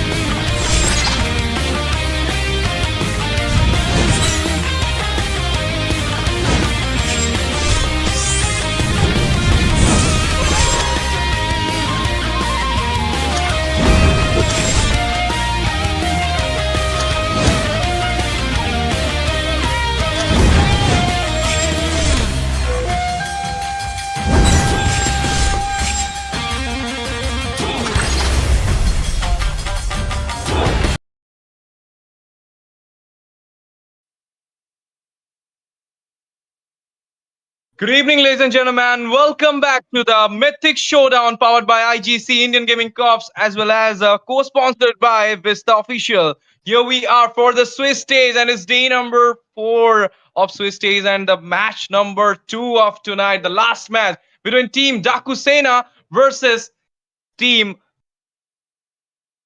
Special Grade. Yes, sir. Yes, sir. I mean, I was thinking what the team name is. Special Grade, the team who just knocked out IGN and White Feathers Arcadia, and right now they're here in the Swiss stage to fight with the Daaku Sena, the topper in the wildcard stage in their group. Right now in the casting deck for your host, I am there. It's me, your boy STZ, and with me, the deck will be shared by two beautiful ladies and two beautiful female hype as well as analyst caster. Both of them are well known in Indian community. One is Asuya and another one is Pitchy. Hello Pitchy. Hello Asuya. How both of you are doing? Hello, Ash. Hello, I am. Hello. I hope you guys are doing well as well. Thank you, Ash. Yep. And what about you, Asuya? How you are doing? Well, I'm doing great. I'm just happy to be here once again. Casting with Peachy is my favorite thing to do. Okay. That's been not casting with me. It's Let's not your favorite thing. go. Um, of course, how can I be hating? But Peachy has a special position in my heart. Okay. Yep. Therefore, you call her Pichu, not even Peachy. I don't even have a nickname from yourself. It's okay. It's okay. I can understand. I can understand. She has a place in your heart. It's okay. Let's talk about the game. I can't say these things in on air. But right now, we will be heading into the draft. But before that, we all know Daaku Sena just finished up the wildcard stays in top one in their group. And special grade, they're known before, but right now, after getting into the mythic leaderboard, we haven't seen them in the tournament scenario. But Daaku Sena, being in the tournament scenario, being winning the Nordwin Community Cup, they are like busy all these days. So what do you think, Asuya? What will be happening today? Will we gonna see a 2-0 from Daaku Sena, or special grade gonna show their jawhead gameplay? Well, I haven't seen special grade play before this, so um, I'm really not sure how to answer to this. But then again, Dakusena, we all know, one of the top teams, has a good gameplay with themselves. So maybe it might go in the favor of Dakusena. Yep, and let's see. I mean, this is the biggest question right now because Daku Sena having their own team and the player Daki, she's playing. I mean, immensely best. That girl is playing very nicely nowadays, and I hope she will be doing. I mean, miraculous today as well. But before that, Pichi, the first match, Maaf and Untitled. We saw Maaf getting a 2-0 clean sweep. As we all know, Untitled were the ones as well, just like Daku Sena, they also finished at the top of the wildcard stage of their group. So are we gonna see like special grade also gonna give that special treatment to Daku Sena and letting them have a clean sweep in this wildcard stage? What do you feel? You know, to be very honest, right here, a special grade. They have been around. They have known to defeat such a big dog such as IGN as well. And knowing Daku Sena, they are already up with the counters. Every single match you see, even in the wild card, you don't see a Valir pick every day, right? But they are the ones who did it. So, but Daku Sena are definitely a challenge for the side of Team Special Grade, and I want to see how they will be overcoming this challenge. 3 games, it should be going.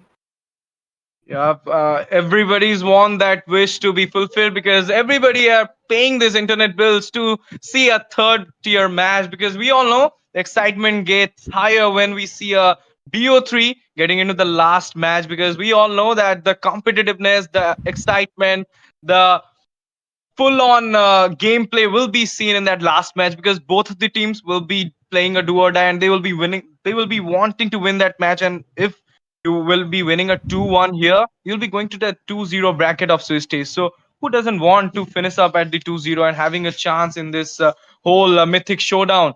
But right now, Dakusena as well as the team special grade, both of them will be ready, and we all know that both of their roamers are the main X factor of their team, who just doesn't being play around with them, but also change the whole gameplay, whole scenario of the game, and can just turn the table. As we seen before in the FAS, the way that Jawhead play came up, catching off Veach and as well as Aaron in that whole match, and then a 2-0 clean sweep to IGN, which was unbelievable that day because we all thought that IGN will be winning that match, but they just come out of the blue and show their immense type of gameplay and won that match. But right now, not in being the scene all these days. So, what do you think, Asuya? Are they be? I mean, able to do any miracle today? Well, that's the specialty about miracles right there because it is a miracle. They just come up all of a sudden, and then we're all surprised at what did happen. But then again, when it comes to the games, though, miracles do happen. But mostly it is about how you're playing. Even one crucial mistake, especially if the game is towards the late game, can change the entire battle, entire tide of the game. Just like you mentioned, a losing game can literally turn into a winning game. Just one mistake is what's that's needed. And that is towards the late, but then again, the team sets its tempo right from the early game. If you have a good early, your marksman can farm up, and yes, he can carry up. So it hardly, most of the games is 95% of the draft, and 3% being the early game ash. Because if the early is good, your late, like high probability that the late will be in your favor unless you end up throwing the game. Yep. In the end, we all know that the mid to late game will be played by a MM, the goal laner, and he will be the X factor for real. But Jawhead of Special Grade is something. He just have something special in him. Whenever he picks Jawhead, their roamer, they plays very nicely. But right now, viewers, I want you to do some support as well. Just don't sit there and watch the game, but also support us by subscribing the channel as well as like the stream and share the stream to your friends and come let me know in the comments. I'm reading the chats right now. Who will be winning this match? Will it be DS Daaku Sena or it will be Team Special Grade? Who gonna win this match? Who gonna dominate this match? Will it be a 2-0 from SG or will it be a 2-0 from Daaku Sena? Or as Pichi said, we will be going for a third match maybe. So are we going for a third match? Let me know all your guesses today. What you have all in your mind? Let me know that in the chat. But as well as I want to tell you guys something else. That is whoever will compete in this Mythic Showdown in the last, I mean, the number one and number two position will be, I mean, playing international matches. I mean, done by, organized by Vista, and they will be, those two teams will be, I mean, playing with those international teams. But right now, heading into the draft section, Daaku Sena, Special Grade, all set, and the first ban. It will be a joy from Daaku Sena. What do you think, Pichi? What will be coming from the Special Grade right now? Special grade, since you already know Dakusina really loves to play around the counter, so they will be just trying to get away with the kind of a bans that you would be looking around for, such as the Fanny or even something like a Valentina, because Valentina, again, it kind of feels like a force pick, but Lucas being open is also another problem for the side of Team Special Grade, so maybe that around, I guess. Yep, and there are a lot of bands open right now. Kalea being there, Badang being there right now, being open, and as you said, the Lucas. But nowadays, Pichi, yesterday and day before yesterday, we were casting together, and we didn't see an inch of Lucas ban. And people are trading that Lucas to other teams, and whenever they're losing, they may be thinking about that excuse that okay, we left the Lucas, therefore we lost. But if they are winning, they will be thinking like, okay, we can counter the Lucas easily. We have Franco, we have Valentina. They're not gonna be in the banning section. So we know that. But right now we're gonna see a Hayabusa ban coming from the Daaku Sena. That's a good one. They don't want to leave those mobility junglers for special grade. They don't want to give that trade to them. I think Kalea will be there from special grade.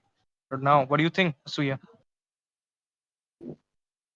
Well, Kaliaban could be highly plausible because, of course, she is a great pick right now, has a lot of control onto the hands, and that flicker combo just abducting someone away, the pick off comp coming from a Kalia is insane. The heals are insane, the front lining is insane, the zoning is insane, so banning her up can be a viable option, but then again, a lot of other options are there, just like the Baksha, which has been banned right now, and another pick which I have not seen people picking up right now, but I do see Alice coming back into the meta slowly. Yeah, she's also coming, as well as Esmeralda. People don't know about this thing. Esmeralda also coming back. And yesterday I was watching a stream of a big player of India, Apex, obviously. He was saying that Alucard is also in the meta. MPL players doesn't know that thing, but Alucard is also in the meta. And you have been seeing those Alucard players right now coming up in the ranks as well. But people are not opting him. We all know because he doesn't have that much, mobility that Suyu, Hayabusa, this type of assassin heroes have, and not that much sustainability, just like a fighter Lucas or Xbog have. So let you see, oh my goodness, it will be a Lucas ban. I just took the name of the beast, and the beast will be taken out from the side of Daaku Sena. Special grade, last ban, maybe a Kalea or maybe a Kimi. What do you think, Pichi?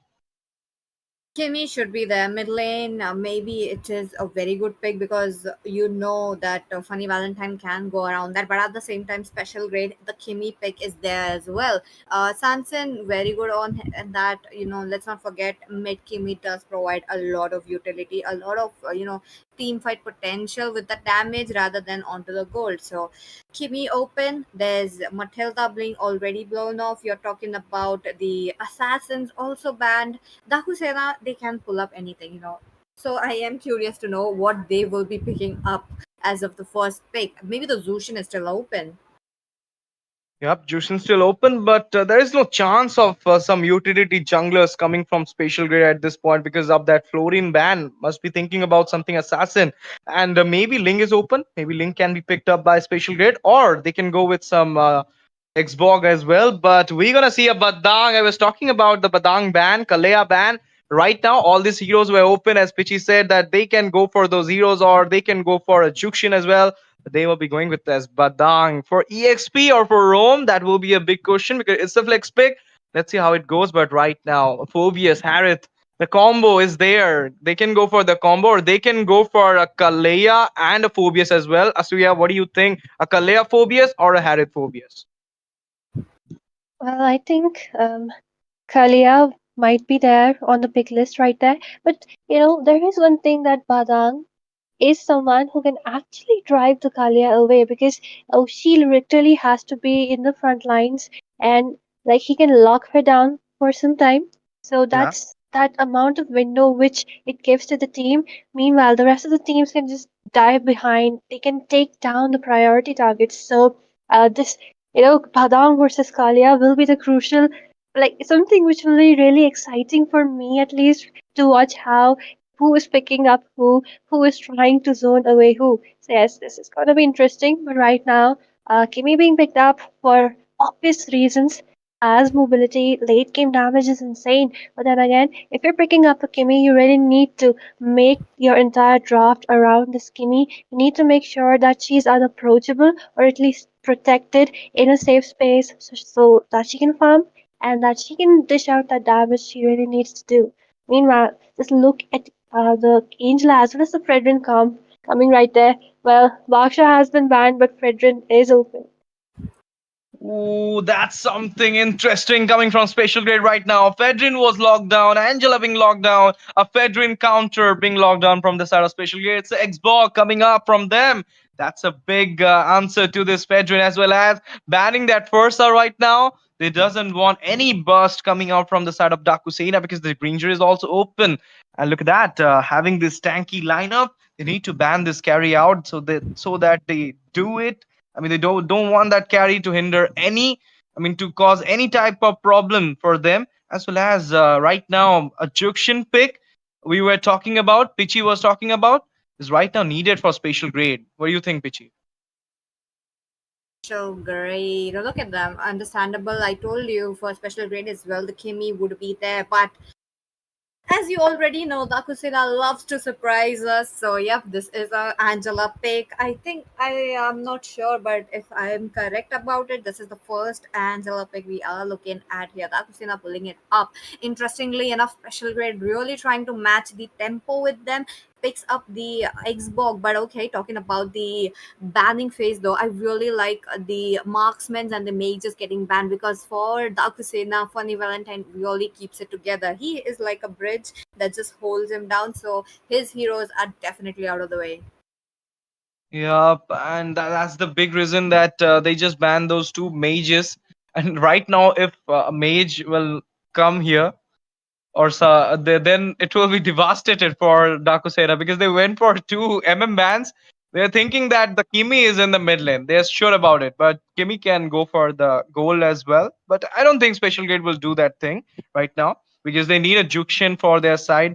And I mean, sorry, not a Jukshin, but I mean, for their side who can just go for a early game damage. But no, they're going for some EXP pick. It will be a high loss right now onto their side. And CC being open. Do you think, Asuya, that the Badang will be, in the EXP, Angela mid? It can be happen. Badang to Rome, Angela mid, and a CC coming up. We have seen this from Well, LCF. well, yes, definitely. I was just thinking that Angela might even go for the mage position right there. And since they've banned out carry, Daaku Sena is probably planning on picking up a lot of tankiness right there. But it will be Selena, a good, she never goes wrong. She is so good. Can have the anti-dive comp. She has that potential. Even the damage from the early is pretty good. And she can lock down the Kimi from far behind, and she is someone who will be looking out for this obvious reasons. And finally, the habit being picked up, just like Ash said. But then, okay, to counter it out, it will be a 1-1.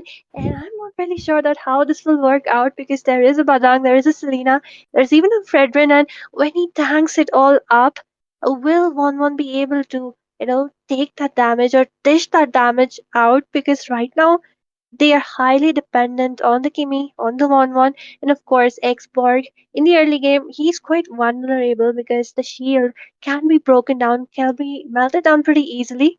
So Yeah. he really needs some protection, especially with those early game turtle fights. We'll know it soon. Will it be working for them or not? Because we'll be heading into the match soon, and it's Special Grade versus Daaku Sena BO3 series at the Swiss stage.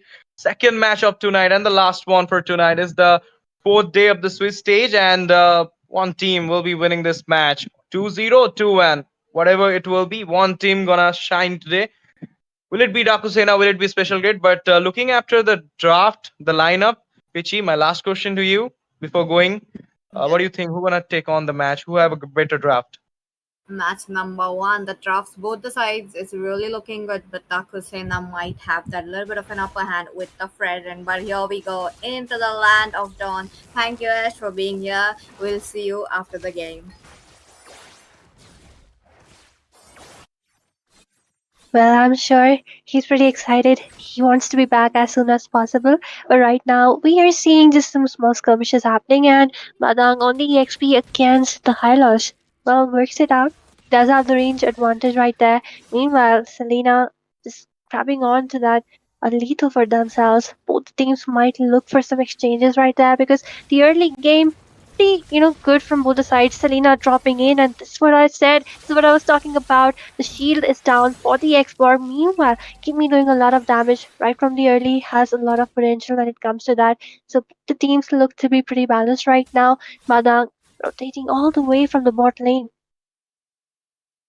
Understandable. I really like how the Xbox did win over the creep so that he would be in the front, but okay. I lost though, not in a good position. Pops the revitalize, just waiting for his teammates. Igor just jumps in with his damage, but you're talking about the early game.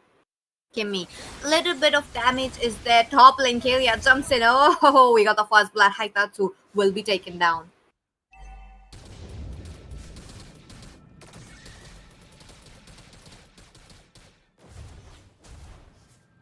Interestingly enough, the match is special grade taking over the first kill. Now, okay, well, we are looking at quite a difference in EXP between both the junglers, especially Daku Sena, who did not get their Fredwin level 4. Kayashi still, scouting around, but onto the bot lane. Jazz, though, still dealing so much damage. He is all ready for the save. And on top of that, they are already close, and Bengali Bai would be taken down. What a unique name they do have, special grade, especially.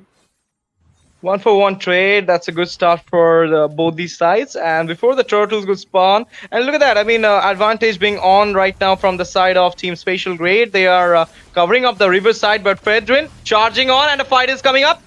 Let's go. Let's see. You do see a lasting insanity coming in, but Bengali Bai does picks up the turret. Special rate do getting it on. Kashi will be taken down. You're talking about the early game. Fredrin unable to do so. Haitatsu not being level 4 is definitely a problem. They should have gotten their Angela taken the mid lane and at least one or two minions before they charged in towards the turtle, but that was not there. Yep, and that's a good start. You got the turtle, you got the kill at that point, but the turtle was on Kalea because I think Xbox missed the retreat at the moment he needed the most. Right now, taking up those aggro and taking up those little bit goal lead. Special Gredas are kind of having the upper hand in the starting phase, because we all know that they got the counter into their hand. Even though the Badang was in the side of team, Daaku Sena, but it will be in the EXP section, fighting up with Hylos from the beginning. And Xbog will be fighting in the jungle against Fedrin. So we know the counters are happening very nicely. Again, a fight is coming up. Tsunami Slam. Islam definitely there, but the Zaman force dropped into the land of dawn. Kashi looking quite low, will be taking a little bit of a refuge. But Funny Valentine, look at him, he's dealing damage. Kashi looking quite low. Bengali Bhai will be taking it away. Funny Valentine in a trouble. There, Sanson does takes up a lead right there, but no, that is not the case. It's just Yamraj trying to get it on. Sanson though does get the healing from the Scalia and will be surviving. Killing spree for the Scalia. They are absolutely dominating special grades. They know they have to get it on, and they do get it on. I mean, Sansi in that moment, he was in a sliver of HP. He was about to get down. Then that healing coming from Kalea was insane. And Bengali Bhai, I mean, superb gameplay from Bengali Bhai. Fish crack coming on. Ooh, that flicker was on to the point. He managed to escape it at a sliver of HP. Doesn't manage to get that kill. Badang was about to get down that Kimi, but then the flicker was the saver for that Kimi. That was literally a mind play, you can say, out from the spatial grade side. But right now, second neutral objective popping over the screen, and fist crack coming on. Before that, wait a minute, is Selena with the Abyssal Arrow thus gets it on, but you're talking about Selena being not a team fight hero. On to the other hand, the walls are there, limiting the movements for the side of Team Daaku Sena, but now Angela providing the perfect shield for them, but still, Kashi will be taken down. Also, Monami Slam looking quite good. 2 members on there, but now Funny Valentine does get a kill right there. Samsung Galaxy going down. That's a bad trade of stocks right there. But Igor, though, looking quite low, might get a taste for that. Abyssal Trap, and then he did survive Kalia with the heals though. I'm really liking that. But wait a minute, total in the contest as of now, there is a sand going around, but no, it will be Team Daaku Sena picking it up while Funny Valentine falling down as well. 1-for-1 trade right now. Abyssal Trap getting contested over there. Selena going in front, but Last Insanity coming up right now, and blast, boom, bam, Dick Jack. It will be Selena being down right now. It was not needed. I mean, you won the trade at that point, getting that turtle and then 2 kills as well. That Abyssal Trap do connected on the high loss, but that initiation from Selena at that moment was not needed. And look at that, the turret in a very less HP. I don't think Selena should go. Angela should go and defend it up. But at this point, what a gameplay coming out from the side of Daaku Sena as well. I mean, they know they are having some backlashes in the gold lead as well as in the kills, but still, they are not going back. They're taking up those fights. They're initiating the fights, and that added up to, Funny Valentine. And look at that, Tsunami Slam coming up. Let's see. The Glorious Path is still stalling. Then now Kashi not interested to take a fight, but Haitatsu will be the first one to fall down. Onto the other hand, you're talking about the appraisal rats coming in. Not enough damage. Sanson interested to take it out the turtle, and that Kashi into the front lane will be falling down. That is such a lot of damage coming in for special grade. Look at that. Sanson especially, he just rotated quite quickly, and you are looking at a level difference. The EXP difference is just too much. Not only EXP, you can say about the jungle as well. I mean, Fedrin, the way it should have worked is not walking in that way just because of the Xbox being in the jungle. I mean, it's countering him again and again. Maybe a Basha could have been great, but they just banned that Basha at that point. That was a good one. Right now, maybe we're going to see a crossbow onto that. Badang will look at that. I mean, Asuya was doubting on 1-1 going against those tanky laners. But right now, she's melting down. Tsunami Slam coming on. Kimi in the fight. Wait a minute, look at them trying to go in. Zaman was dropped. Kashi will be the first one to fall down. Lasting Insanity there. Haitatsu cannot go into refuge. Double kill picked up by Igor into the front lines. That is just so much damage. Now, special grade are not backing down. Yup. And they managed to get the turrets as well as the kills at that point. I thought that Harith will be entering in the team fight, getting some chunk kills. Getting some kills by chunking them down, but he didn't manage to do that. Asuya, are you here? I believe she will be back very soon. But with that, look at that, Igor being taken down right before the turtle. He is also one of the core members who were dealing damage left and right. But as of now, Daaku Sena are on the lower level of the gold. You're talking about 5,000 gold difference, but Jazz trying to make sure the high loss will be at the low level. But Sanson does gets a taste of the abyssal trap right there. Very low. Yamra jumps in, picks up the kill, and goes away. Lasting insanity is there, but Cash will he be able to? That the knock up is just going to be problem for that. And the Kalia coming in for the heals, making sure this Xbox will be saving it up in the sliver of HP. But and to the front line, the Lord is still under contest. You know, Yamraj looking quite low, will be taken down. Double kill picked up by Fanny Valentine, looking for the fourth because it's Igor. It's the Kimmy still dealing damage with Fanny Valentine. Eyes on the prize. He takes it away, but double kill right there. Did special grade lose this trade by losing the Lord? They lost the Lord, but right now, killing spree for Xbox, getting down that Badang. 4-man down in this Lord fight, and surprisingly, it was just like the recap of the Turtle fight. I mean, the no junglers were there, but Xbox this time was there, but he doesn't have a retreat. He doesn't have armor at that moment. So he didn't contest for it and had it again, took the chance to take out the neutral objective for himself. But those kills being taken out by the side of Special Grade was helping them a lot to farm up the gold at this point. And even the Lord's Lane will also giving them a lot of gold to their side. This is a bad thing from the Daaku Sena. They should have waited for it. I mean, trading your heroes for a Lord, it's a bit hefty. But right now, Abyssal Arrow Does hit Sanson though, right on point, right on the head. But talking about the goal difference though, look at that. The team Daaku Sena little bit, in there, but Jazz does get a taste of that.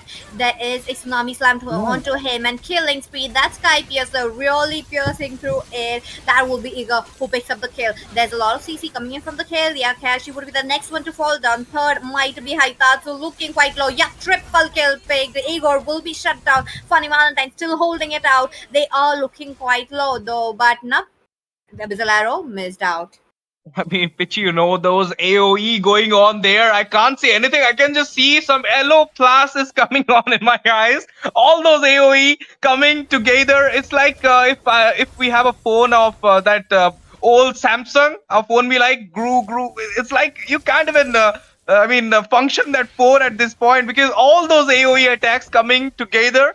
And it's too much for Daaku Sena as well. I mean, the last insanity with the Kimi's blast from his rocket blast, everything into the side, and Fedrin could have been not doing anything at this point. Even having that hard guard onto himself, he's being kind of useless at this point. He should have went for something else. He was not aware of the Xbox pick coming out from the side of Special Grade. That's the biggest thing happened with him right now. Again, Abyssal Arrow connecting. Selena do playing great. Yamraj. Wait a minute, is this a little bit of a poke going down? They do have the vision coming in from this Selena, which is a good thing, but Kashi though, 7 deaths already onto him. He's not able to frontline. Fredrin is some kind of a hero. He is also soaks up damage, but in here the damage is just too much, especially Samsung Galaxy is there. Talking about the itemizations which are shown in the feed right now, or everyone are right on path. I really like how Harris is farming up, thus picked up the Holy Crystal, which is going to be a good item for him. But Igor with the sets though, just blasting it off. Lord is here. You're talking about the second Lord, and this will be the level 2 Lord. I am curious to know how they will be fighting it out, given the fact that it is a 5v5 going on. Haitatsu with the ultimate coming in, but wait a minute, just limits the arrow. Sanson with the darts, just the shutdown is there. Funny Valentine out. That means this is not possible for the side of Daaku Sena, still dealing so much damage. Igor does picks up another on man, and with the flicker, Yamraj on a problem though. Wait a minute, Yamraj does catch the abyssal arrow onto that, but triple kill picked up by him. That is just it for the side of Team Daaku Sena. They're not having the best time of their lives right now and don't even know, just need that Lord. It's a complete 5-man wipeout and they're just heading for the base right now. It was an amazing game. 30 minutes into the game, an easy 5-man wipeout, as well as the first game in the hands of Team Daaku Sena right now. So, Ash, I'll ask you once again, what do you think lacked here? It was the draft, was it the execution, or was it that, I felt that Daaku Sena wasn't able to go towards the back line like the Kimi, as well as our 1-1. They were pretty free. 1-1. Look at the KD of 1-1. 1-1-16. That is insane for a for a goal laner. And if you're gonna see the KD of the Kimi as well, 11-3-11, everything. I mean, look at the data right now. If you're gonna see the data, you'll be seeing the team fight participation from each and every one of them. It's 70% plus. Only one being at 65, but it will be replenished by those push of 62% see I've already done. So this is what a real 100% gameplay looks like. And from the side of Daaku Sena, the initiation was great, but that was a bot always. And this time the bot was Fredrin and Xbox against him, because we all know that Badang, you said it will be great against a Kalea. It can manage to counter the Kalea, but the only thing, Kalea is a roamer in this match. Badang was in the EXP lane, couldn't give that rotation because of the high loss, poking his lane again and again. You can see the push rate of the high loss as well. The 5% is showing that he has done the push in the EXP section as well. That's the main thing. Let that Badang 2 be in the lane, couldn't give him the chance to get that rotation onto the time. And that's the only reason Kalea and Xbox managed to take down Fedrin again and again, again and again, again and again. And in the end, we saw they just dominated their side onto them. And when the fights were on, they were losing the fights because of the goal deficit. What do you think, Pichi? Yeah, the team composition is very good from both the sides, as I mentioned during the match as well. But the problem was Xbox. Kalia was also a problem. Kalia with that damage as well as the heals. The heals Yeah. was something. And talking about the same though, I felt like somewhere along the lines they should have taken the Kalia out of the team fight first and then proceeded ahead with that, but that was not the case. It was just Kalia surviving every single time. Yeah, and you know what? I mean, so much tanky heroes were there, but can we see the items? I mean, you will not see any penetration from the side of team Daaku Sena at this point. Look at that. What is the penetration here? Holy Crystal? It's on the fourth. I mean, Harris just built it so late that the time was up, and Harris is the only one who was taking the kills. He got the MVP lose just because he's the only one who was just giving that penetration. We were not even seeing that from the Selena glowing one and enchanted. She went for something. I mean, anti-heal at this point just because of the high loss, whereas the Fedrin and Badang they were on the antil as well. They went for that Oracle so that they can get that region and Thunderbelt as well. But it doesn't work from the beginning. And the Angela pick, we all know that it's a support. She can't give the sustain from the beginning. If she will start giving sustain, who will give the heal then? But she was doing is great, but she doesn't got that chance to dominate the side of team Daaku Sena. They got the early snowball. Kimi got the early snowball. You will see the Sky Piercer stack. It was 80 at that point. And Holy Crystal then was a bombardment over there when Kimi was there and melting down. And did you saw that hill? That point, Pichi, if you remember, on the top lane, the fight was going on, and at a point, Sanson got the hill from Kalea. She was about to die of turret damage, then the hill, and perfectly you just demonstrated, just mentioned that thing. Kalea was not giving the sustain. He was also giving the hill. He was also initiating the fight. He was also taking on the enemy's damage as well. I mean, each and everything was there for them. This is why Kalea is a full package of Rome. What she have everything. She have sustain. She have heal. She can go for initiation. She have dashes. Everything. That guy is having everything. Crowd control. I mean, she's a full package of Rome. You should have that in the banning list, other than, I mean, trading it out when you could have got into your hand, but then you didn't went for that. You got the first pick, went for something else other than Kalea. Didn't went for the Kimi as well, giving them, throwing them two meta, trading with Badang. So yeah, that's what happened in this match. What do you think? Will Daaku Sena rectifying their mistakes in the first set and coming back and giving us a reverse sweep in the second set? Or are we going to see a 2-0? Or this was a server gap are we talking about? Because we all know Daaku Sena are not from the Bengal server. Well, anything can be possible, and it's also sad since it is the best of three that teams did test the waters in the first game, and it was an impressive performance coming from the side of Team Special Grade. But then, like we have all seen that how much of a difference that Hylos as well as the Kalia they made in the previous game. So having her up could have been the better option. And they went in for the Badang, and I know that he is someone who can actually lock her down, but this time it was the Kalia with the upper hand. And since there was so much snowball coming in from the side of Team Special Grade, the equipments which the side of Team Diaz needed, they couldn't get it on time. And by the time they could actually make up anything, it was too late. The damage coming in from the Kimi, the damage from the 1-1 was way too insane for them to handle. Not to mention Hylos being so tanky in the early game. But let's just see what they do in this game because this is the second game and they need to, back up. They need to fasten their seat belts, show Yeah. some good drafts, show some good games right now. It was like they went for those jungler bans, and then the Kalea was the problem. It's like you went for studying the whole night those rational numbers as well as probability, everything, and then trigonometry was the one who just haunted you down in the exam.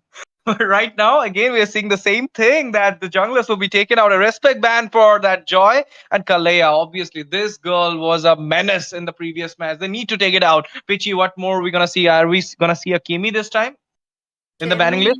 Kimmy, I don't think so. Maybe the Harriet should be there. Harriet, I am not sure why Funny Valentine went for the Harriet. I mean, they kind of swapped it off, but it's okay. Understandable. But I don't know if they will be coming back to their own roles or not. But this time around, the Harriet should be there. And on top of that, I want to see something of Hayabusa is there for special grade. They don't want to keep it open. Maybe the Bakshia though. Where is the Bakshia? True, there is the Bakshia, there is the Pichi's horoscopic answer. She got that energy, she got that vibe. Whatever she will say will be happening here, and Basha will be in the banning section. That's nice. I mean, that's power. I need it. I need that power for me as well. And guys, whenever I just got my guesses correct, it's just because of Ma'am Pichi Ma'am, because I also take these lessons from him. I mean, from her. And right now, look at that. Basha will be taken out, and one more ban coming from the Daaku Sena. It will be the last ban in this first banning phase. I believe it should be a Kimi because the Kimi was the one who just nailed them in the previous match, as like the Kalea did with them in each and every team fights. But yeah, look at that. That's because of Pichi. Oh, Kimmy though already here, understandable. But at the same time, first pick, Asia, make the guess. Yeah. Maybe Vadang again or Fredrin. What else? Lucas. He's okay. He's banned out. There Okay, might I feel be. it's the Phobius. Okay, a Phoebus. Ash says, Phoebus, Patel, it will be Pradhan. There he is, really loved in the Indian meta right now. But the only downside is that he is kind of squishy.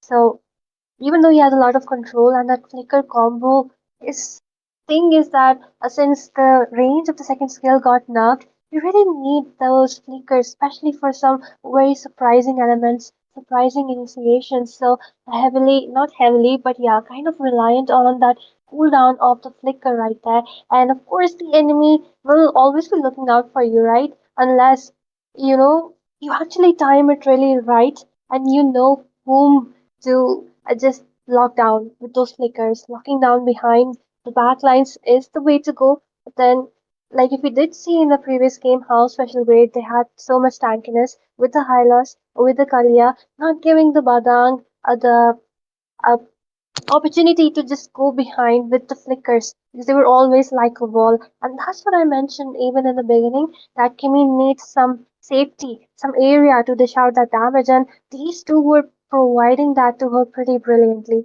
So right now, maybe special grade just wants to show Daaku Sena that how Badang is played. Yup, and Matilda is open all this time, and this time Dakusena will not take a single chance to give any meta out to the side of Special Grade. They just locked down that Matilda, and again we're gonna see Funny Valentine with the Harrod. This is something insane after the previous match. I mean, even though he got the MVP loss, he was the X factor of the team. He was the one who was playing from the beginning, getting those skills into his hand. And he was the only one having the goal lead as well. I mean, if you will compare it with other four players. But again, with the Harith this time, Phobius being open. Okay, tankiness will be there. Special grade copying down the Daaku Sena draft. Maybe Asuya is correct. What she's saying that they're gonna show him how Daddy Phobius, Daddy Badang plays. Let's see. Just learn it from us. Maybe that's the reason Special Grade is going for that draft. And a Valir, that's insane. Which we all know that Valir being picked in the MPL Indonesia first, and then people got to know that yep, he's in meta. He's right now in the safe because he's continuous CC. He's just providing all these times. He is being in the meta right now. People are not opting him, but Team Special Grade are going with him right now. And look at that. Xbog against a Fedrin. What's your thought on this again, Pichi? Oh, Waleed does comes from the wildcard stages. Daaku Sena very prone to picks heroes like that, and Special Grade really did their homework. Now they don't want to give it up for themselves, for the side of Team Daaku Sena. So that's why picking it up is really a good option. But at the same time, Angela ban, the Florine ban, that's a lot for the side of Team Daaku Sena. And this time around, they're just switching it up, and it's ulta. It's like Fredrin on the opposite side. First game it was Dakusena, second game Special Grade. So I want to see how much they can counter. Yeah, but I mean, leaving that Xbox for them, I'm not happy with this pick coming from Special Grade. I mean, is there a match point match? It's okay if they can go for this type of mistakes because they know that they will be playing the third match if they're losing it. But you should have gone for a 2-0 as well. I mean, it's a dominating way to win the match. When you go for a 2-0, your confidence will be like in higher than those Mount Everest altitude. It can go for that, but okay, this time they're going with the Fedrin, but Xborg will be countering it as well. We should have this in our mind. And Florin, with the Angela getting banned, two supports got out from the map. I mean, from the match, as well as a Sicilian to the ban list again, and maybe we're gonna see a Farsa again in the ban list. What do you feel? Well, right now, if you ask me, since Matilda has been picked up, so people usually think that the jungler DSP will be highly tanky. High loss. He's been banned out. Might be a pick for the grab of Dakusina right now.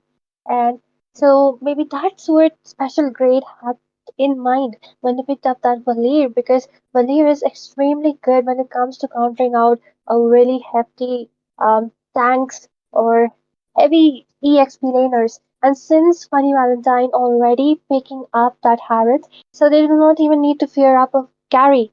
So if Special Grade is going entirely tanky in this game, it was easy for them to ban out that CC because she is one of those EXP laners who can melt down those tanks with the War Axe. So no issues with the carry, just ban out the CC. A really, really good ban coming in right there. But finally, just look at that. We are seeing an Esmeralda, and it will be a glue. Okay, I just forgot this guy was open. So right now, I am really, really excited to see how this Esmeralda versus this glue will be working out. I think Dakusera taking on this match, Asuya, because look at the Special Grade lineup. They don't have anyone to reach the backline. Who gonna reach the backline? Fedrin? I don't think so. Badang with the flicker? Okay, after without the flicker, what he can do? Esmeralda going against a backliner, and it's not like she can catch up the Harith or Novaria. And Irithel, she'll be having the sprint, but apart from the sprint, what you will do in continuous fights? Because Dakusena will be taking on continuous fight. They got the initiator, that's a glue into their side, as well as the Xbog, who can go with the armor on to himself. And the Matilda is there to take them out from the situation. The Xbog, Harith, or Novaria, anybody. Novaria doesn't need a Matilda to get out from the situation. She got the skills, but Harith and Xbog can easily taken out from with the help of the gliding wind. So Dakusena is looking very strong with the drop. Pichi, am I right? Yes, you are both. Dakusena do have the chance to reach up to the backlines, but at the same time, Sanson. Sanson is the one who loves to pick up the crumbs every single game, and that is how his 1-1 is actually working very well. But on top of that, let's see if they are able to get it or not. Into the land of Dawn, here we go. Second match of the day. Special Grade have one chance to pick it up in a clean sweep or not. And thank you, Ash, for being here. We'll see you right after this. Well, yep. And right now, one more thing I think is that they picked up that village specifically because they had, Esmeralda in mind.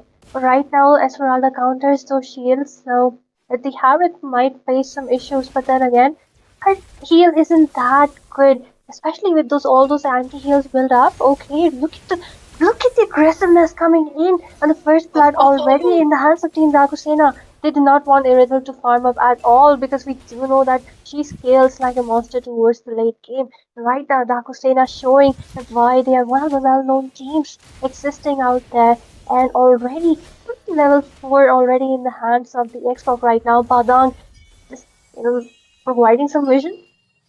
Oh, interestingly enough, that little lane gang that they had is really going to be proving them a lot of advantage for them. But let's see if special grade are able to get it on or not with the turtle, which will be spawning very, very soon. But at the same time, we were talking about the Esmeralda, right? The nerfed Esmeralda is just not it. Maybe she is coming back into the meta. The NSCT do loves to pick up this kind of a heroes, so the inspiration is definitely from there. But you're going to deal damage. You're going to deal that little bit of chip damage. But okay, Samsung Galaxy does picks up the turtle for himself. Now special grade on another advantage, looking quite good. The retribution is 100% from them. Well, definitely that retribution was pretty impressive since we did see the ultimate from the expert coming in trying to take that retribution, but unfortunately Frederick just gapped it away.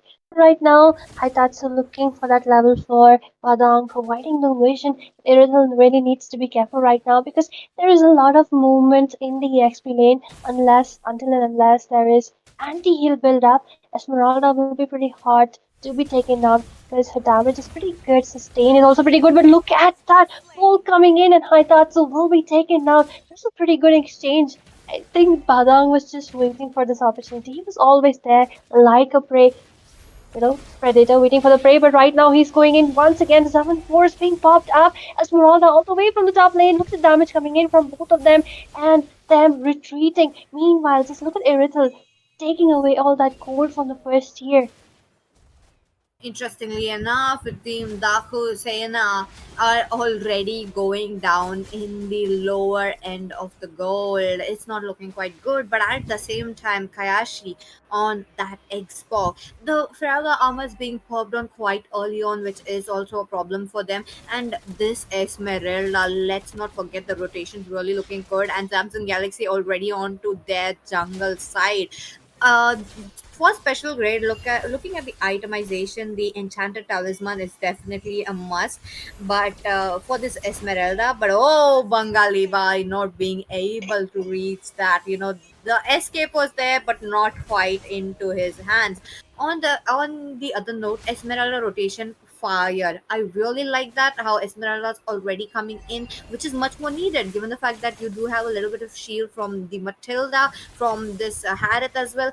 Harith's going to have a lot of hard time when it comes to the team fight. As of now, it's just the early game, doesn't deal so much damage as expected, but the same goes for the Irithel as well. So let's see this turtle who picks it up. While they are gathering around the turtle, special grade looking for that retribution battle right there. Haitatsu providing some vision, but unfortunately they will not be competing. Meanwhile, look at Badang once again grabbing on to them. And just look at the low HP coming in. Yamraj trying to short shoot someone down. The circling eagle trying to just zone people away. Meanwhile, Fedrin in the front after the life of Kyashi, the Xbox taking a lot of damage right there, and it will be the Esmeralda who will be taking down a lot of low HP in the hands of Team Daaku Sena right now. Valir trying to aim somewhere behind the scene, Jazz doing the work he does, and Irithel has been caught up, will be taken down in that exchange, and that beautiful snipe coming in from Yamraj. Once again, a third kill for them. 4 members down, a definite win in the hands of Team Daaku Sena. I think special grade overextended that team fight which they were winning, and just look at the low HP, the circling eagles damage, and Waleed trying to escape, but it will not be enough as they will be taken down. And with that, the onslaught still continues as TS is trying to force up the mid lane first here. Sena once again going upwards with the gold. We were just talking about how special grade weren't able to get it on, but this time around, Daaku Sena on a roll. But wait a minute, Sunset does jumps in. That's a lot of damage, and Kashi won't be able to take it on.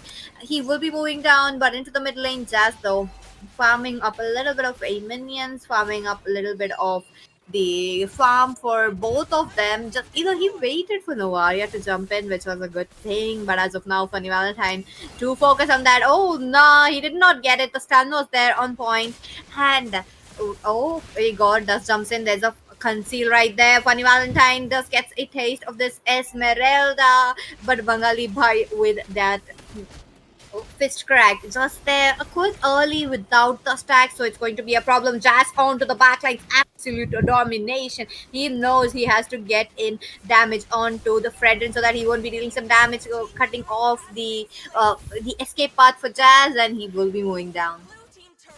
That was quite an impressive team fight coming in from side of Team Daaku Sena. They have the momentum onto their hands right now. And just look at them. They have the core lead. They have the equipment, so they can force up the enemy right there. But the first tier for them not looking good. The Irithel trying to take it down. Meanwhile, it's just an exchange for the turtle. Haitats coming in. Waleed just pushing them back. Seeing ghosts from the zone created by our Padang right there. Oh, hey, Xbox trying to come in, trying to use up that retribution, but it will not be enough to escape as there is the guiding wind coming in, but a low HP will be taken down behind the scene. Jazz doing the perfect work. Once again, Irithel will be taken down from his hand. A double kill for this guy, doing an amazing job right now.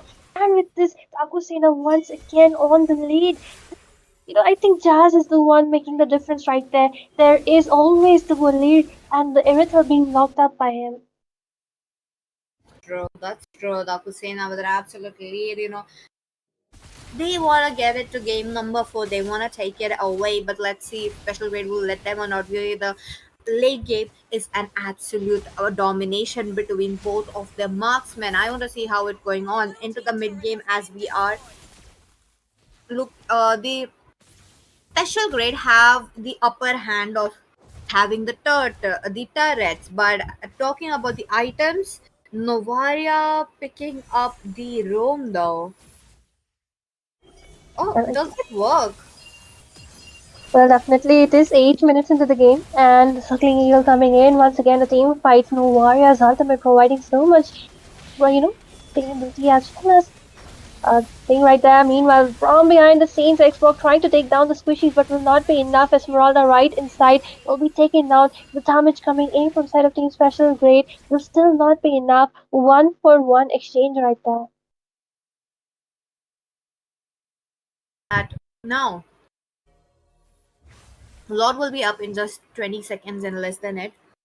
Team special grade have to form around the C formation, have to go in for the contest as well.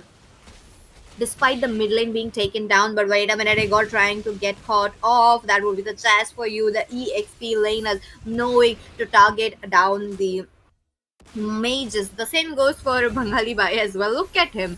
He is already there, and the Lord being spawned. It's a beautiful animation. I really like that we do get a notification when the turtle is up as well as the Lord. I like it, but Sansen off guard. There comes the Funny Valentine jumping in with the Zaman force. Did get the damage just a shot away, just a sliver of HP. He escapes away. Now this is a very good chance for Kayashi to jump in as well. Let's see if they're able to get a damage on or not, knowing that the Xbox does deal true damage to melt down those HP. This is where Team Special Grade have to form a back again, but they are not having the river area control, which is definitely a problem for them. The vision is there. Novaria is gonna get some kills or even assists right there, but unstoppable picked up. Samsung Galaxy have to go back. There comes another fight. Haitatsu with that kill and 2 members down. It's a very good option for the Lord, but defensively using that lasting insanity is just for this Xbox. Well, that was quite a team fight right there. What's happening with Special Grade right now? It's either the tanks which are getting melted down, which just happened right now, or either it is the backlines being absolutely destroyed by Jazz. It's this or that. So now I think even the tanks have realized that. So they are trying to make their squishy safe, but at what cost? either you surviving, then what can squishies even do? But if squishies are down, what can tanks do alone? So they are in that imbalance right now. They need to figure out a way because the farm is completely in the hands of Team Dakusena right now. They have a lot of damage, and the snipes coming from Yamraj. This is like a chef's kiss right there. They are so on point that Irithel almost barely surviving in 1 HP right there. And that's what I was talking about. Not much mobility into the hands of Team Special Grade right now. Picking up a Valir, he is vulnerable, and Irithel can position well, but a glue is a glue after all. And right now they're looking for some exchanges, and the holy shield's being taken down once again. Jazz and the snipe coming in. Esmeralda will be taken down once again. The Diamond Force dealing out a lot of damage. Padang next on the chopping block. 2 for 0 trade right there. They're forcing it through. Sir, look at them. Daaku Sena, quite a lot of damage on the dead. They did not give away that Harith, which is a trump card for them. Really liking it. But as of now, it's going to be a lot of damage. Look at that. Lasting Insanity popping in for this Fredrin. Fredrin moving away with a sliver of edge. Yamraj Oh, stopping there, and he knows he had to make that headshot. Sanson, on to the other hand, Jazz just comes up with the split sword, but he is too in. He had to get out before he could die, though. But no, that's not the case. Haitatsu on a chase. They are just moving back and forth. The flask of forces did not help for him, and he would be moving down. Zaman force dropped in. Sanson cannot do anything. It's a Harith after all you're talking about. There is a default trying to move backwards, and he is safe. His tracks would be recorded. There is a Novaria with the ultimate, but wait, he will be spared. that was an amazing clutch coming in from the Esmeralda. She just held on to that position. She took someone down. She zoned them away. So yeah, she's doing a good job right now because she does have that radiant. Finally, the shots from the Harith as well as the Yamraj will not be hurting that much. And like she's kind of safe from Jazz because Jazz is mainly locking down onto the backlines right there. Meanwhile, the stuns, the locks coming in, the crowd, the armor being destroyed right there. The rest of the team coming in. Jazz, no really low HP, will be the first one to be sacrificed. And with that, Funny Valentine tried to do something, but that was a very bad engage. You really need your squishies, and he will be next on the chopping block. Is this a comeback for them? Is this a potential throw? Because right now we are seeing Special Grade looking for that final push, looking through force. Okay, coming in. Two members already down to the side of Daaku Sena, who are already known to pick up the late game, but this time around it is different. They are not able to do that. Special grade. Let's see if they pick it up or not. Now the Lord is here. It's going to be an easy Lord. Funny Valentine Jazz did spawn up at the right time, but it's going to be too late. Looks like teams have requested a pause, and here we are. Asya, meanwhile, let's talk about the match that going on. I believe Ash is also with us. Yep. I'm here. Yes, sir. Hello, Ash. The match. Oh, wait. Oh, I'm so sorry about that. That's a quick pause coming in. But at the same time, look at that lasting insanity right there. No feral armor left for this Xbox, but still dealing damage. Yamraj already onto the wishing lantern. So I know he's going to deal some damage. Wangali Bai, maybe he would be targeted. He dashes Oh, away, but he's not getting it. Sansa once again alone. The wishing lantern still not getting that burn. Special grade did get a lot on. They will be trying to capitalize the inhibitors, but the problem is they don't have enough members already that they need the barang. Look at that that's the Esmeralda already getting shifted down, and wait a minute, the Lord already taken down low. Fredrin trying to do something. There's Sanson who gets shut down. Funny Valentine, the Zaman force is strong. You need to get away from that hitbox, but that's not the case for Sanson this time. And the 4-man knockup. There is there, but wait a minute. Esmeralda, not the game, cannot get out the chain. CC is just too much. No way. Still, there's CC coming up from the Fred, and that just resulted in the death for this. Matilda, unstoppable, picked up by Ramraj, though. He's still dealing damage. One more shot, and nope, that shot is for Igor. And Bengali by that's Jazz though. He will be getting that. quite intense. A lot of pendulums to and fro happening It was special grade winning, grabbing onto that Lord, and then suddenly, if you do CPG in both the team fights near the Lord, special grade grab that turtle, they grab that Lord, but then suddenly instead of backing away, they forced those team fights, and the same thing happened. They grabbed the Lord and they went for that team fight, forced that team fight, one member down, and then they were pursued all the way from the top to the bot, two members down for them. So Special Grade needs to stop doing this because you need to wait for the Lord, go behind the Lord, help the Lord to push. At the same time, Matilda jumping into her death right there wasn't that good of an option right there. And finally, Glue with the blade armor, no wonder he's able to sustain quite a lot. And the radiant armor, like every member does have, that just shows that how much damage that will lead, how much annoying that guy is. Same time, both the teams, just, it is 16 minutes into the game. Everyone does have that roam. They're looking for some exchanges, PG. Let's see if Daaku Sena are able to get the next lot. 29 seconds left. Both the teams have to scout around the river area trying to take it down. But Daaku Sena do have the advantage. Why? It's just because of the Harith. Now you're talking about the Harith. As soon as the Zaman force dropped, he knows he's going to deal damage. And for special grade, they are not able to, stop the damage coming in. So to do that, they need to take out the Harith no matter what. But let's see. And for the side of Team Daaku Sena, they need to take out the Esmeralda or even the Fredrin. Let's see this Lord if they're able to or not. Yamraj is already there, but he is on a escape though. He wants to get away from that Esmeralda who is already zoning it out. They got looking quite low. The lasting insanity is there for him. Haitatsu picks up the kill. Zaman Force is there, but Esmeralda jumps in. There's just too much HP being taken down into the hands of Esmeralda, but no, the Lord is still up. They need to play it safe, they need to play it around Irithel, but once again, this is the fourth time in the game when Irithel being locked down by Jazz. Jazz is just waiting for Irithel to show up, and this is not something they should be doing, especially towards the late game. They do not have any source of damage. Valir is a great mage, but then again, his damage doesn't have that burst potential, excels in continuous damage. And once your mage has been taken down, why are you leaving your marksman behind?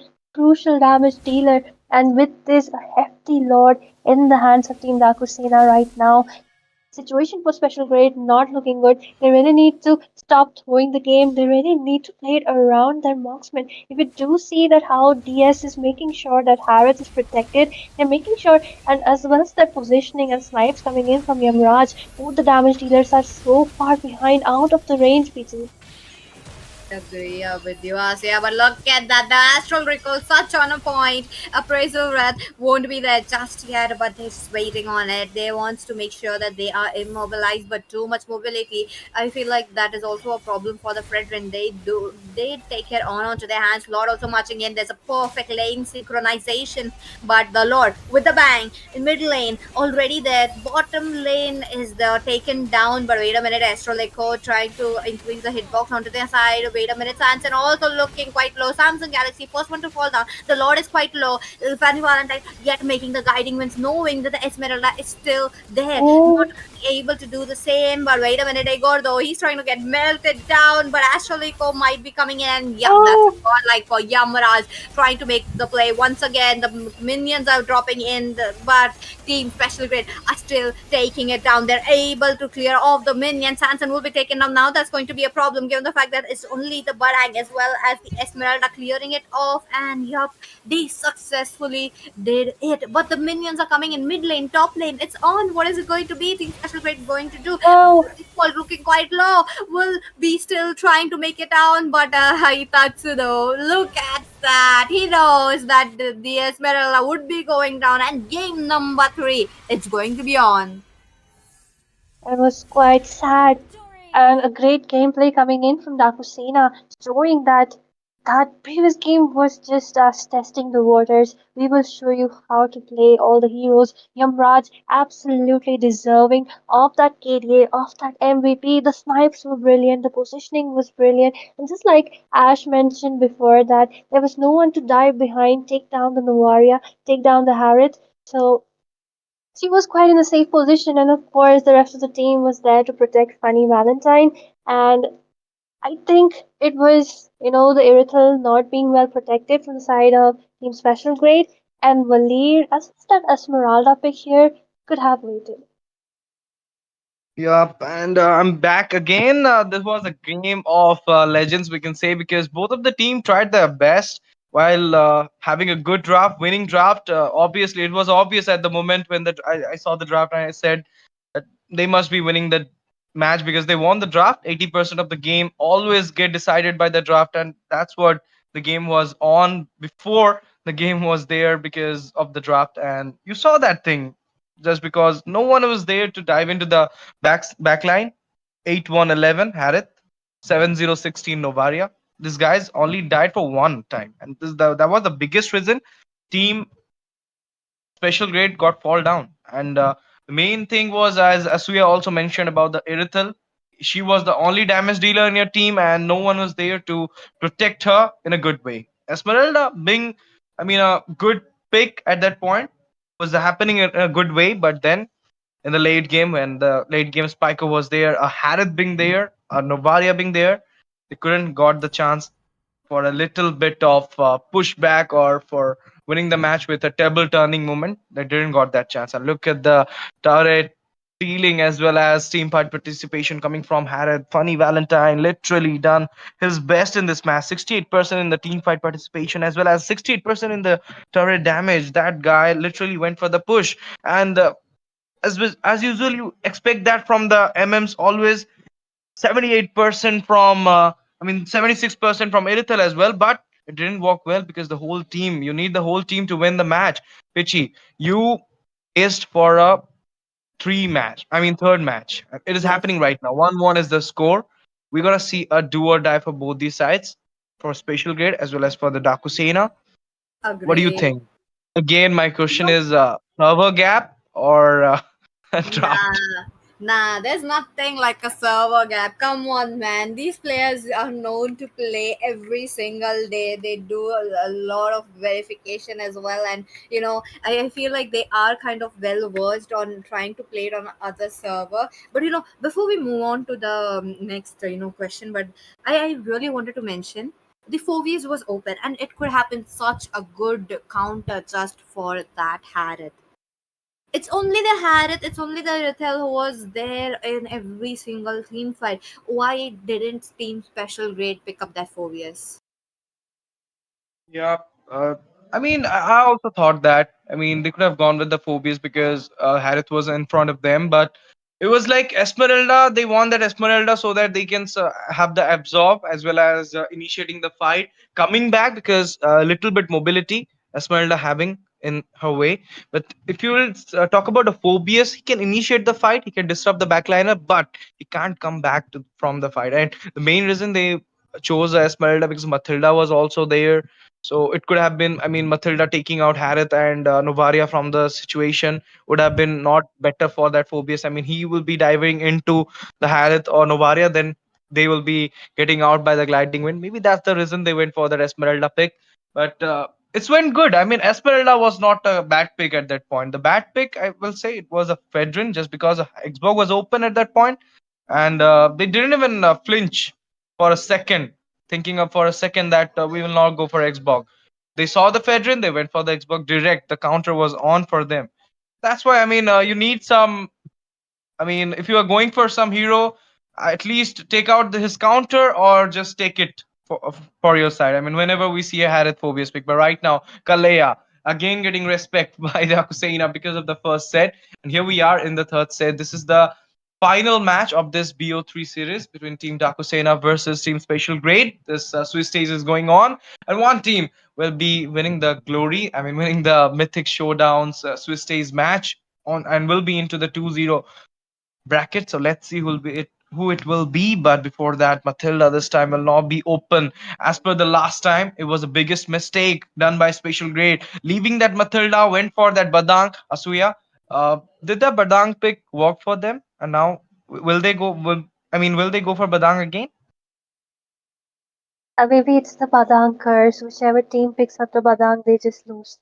Well, keeping that aside, we did know that it was Delhi server for Daaku Sena in the previous game, and we did see that how impactful that can be because right 2 minutes into the game, Irithel was taken down. The rotation and gank was immaculate coming from them. And yes, of course, the draft had some issues on the side of Team Special Grey. And I believe that the Badang was actually playing good, and it was even working out in the early game. Just like I said, Ashma is pretty strong in the early, but once the anti heals are made, she isn't that good, because right now it is like the more CC you have, the highly the victory is in your favor. And of course, Diaz had the CC, they had the burst potential, and meanwhile, Special Grade didn't have much CC, they did not have burst potential, they did not, no safety for the marksman. Meanwhile, for the side of Team Dakusa, how well the Harith was protected.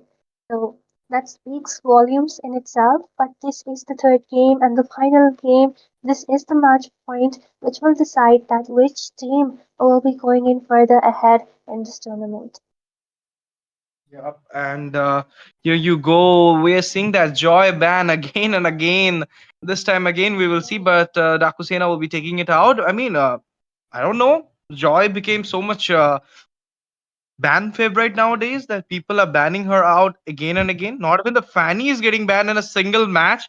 We have, I mean, in this two matches, even this match as well, Fanny being open in these three matches is kind of saying me that Dakusena and Special Grade Jungler don't know Fanny maybe, but Glue, that was a literal ban.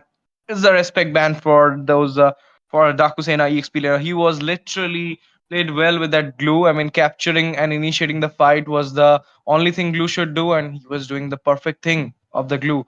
And then capturing the match as well. And right now, here we are in the third set. Basha will be open and will be taken out by Dakusena. Florin being open right now. What will happen, Pichi? Florin? Should be capitalized. I feel like Daku Sena will be the ones who would be taking it, but at the same time, it's special grade. They can pick it up. If they pick it up, it's going to be a very good pick.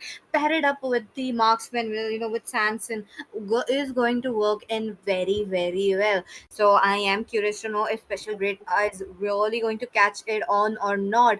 And at the same time, Novaria would be might or might not this time because there is a Baksha front lane and they don't have to get as much as. But it does speak, these two picks will be telling in. Yep, that's what I was talking about. Florin in the match. Finally, let's go. So, what will Team Dakusena pick? Because they need to pair it up with some kind of a healer.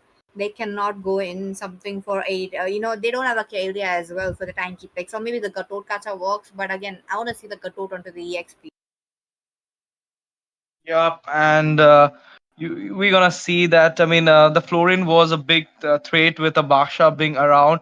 So that capitalizing it, what you said was totally right onto the point. And Lucas was also there. So Lucas being right now into their team. Are we gonna see a Valentina? Because it must. Okay, okay, everything's happening in the way.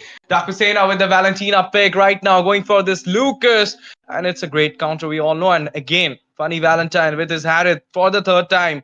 We saw how the Harith channeled it out in the last match, but this time he will be taken out maybe because of that Lucas being there. He's a great backline diver. He can go and take on the Harith easily. Let's see how it goes for special grade. But the last pick from them, will it be a Phobius? No.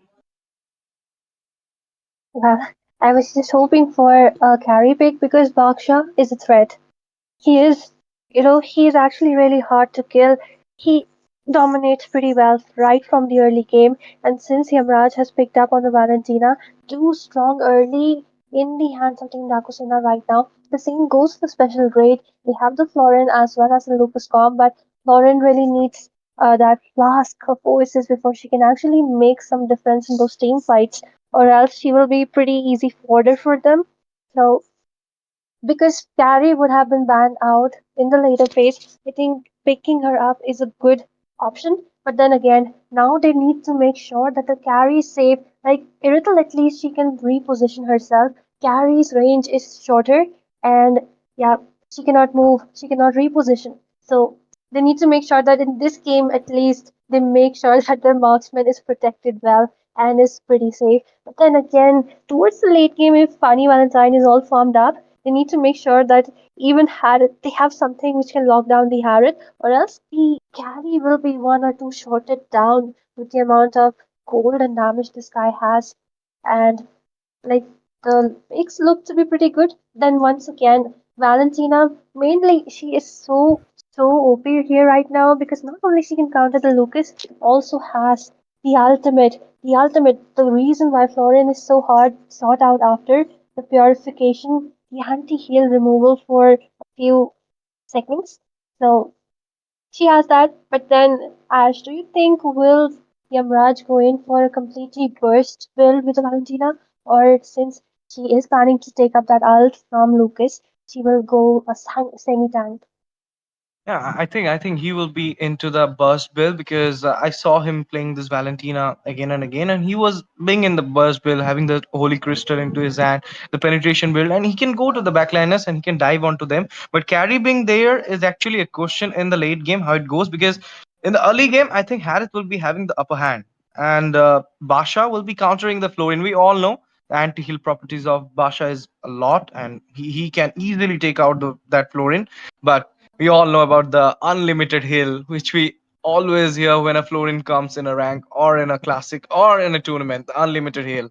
This thing is on to the Florin. That orb will be on to the Lucas, so it will be hard for them. But again, the Badang curse, which was, as we are mentioning in the previous section, we're gonna see this Badang again in the special grade. I don't know, Pichi.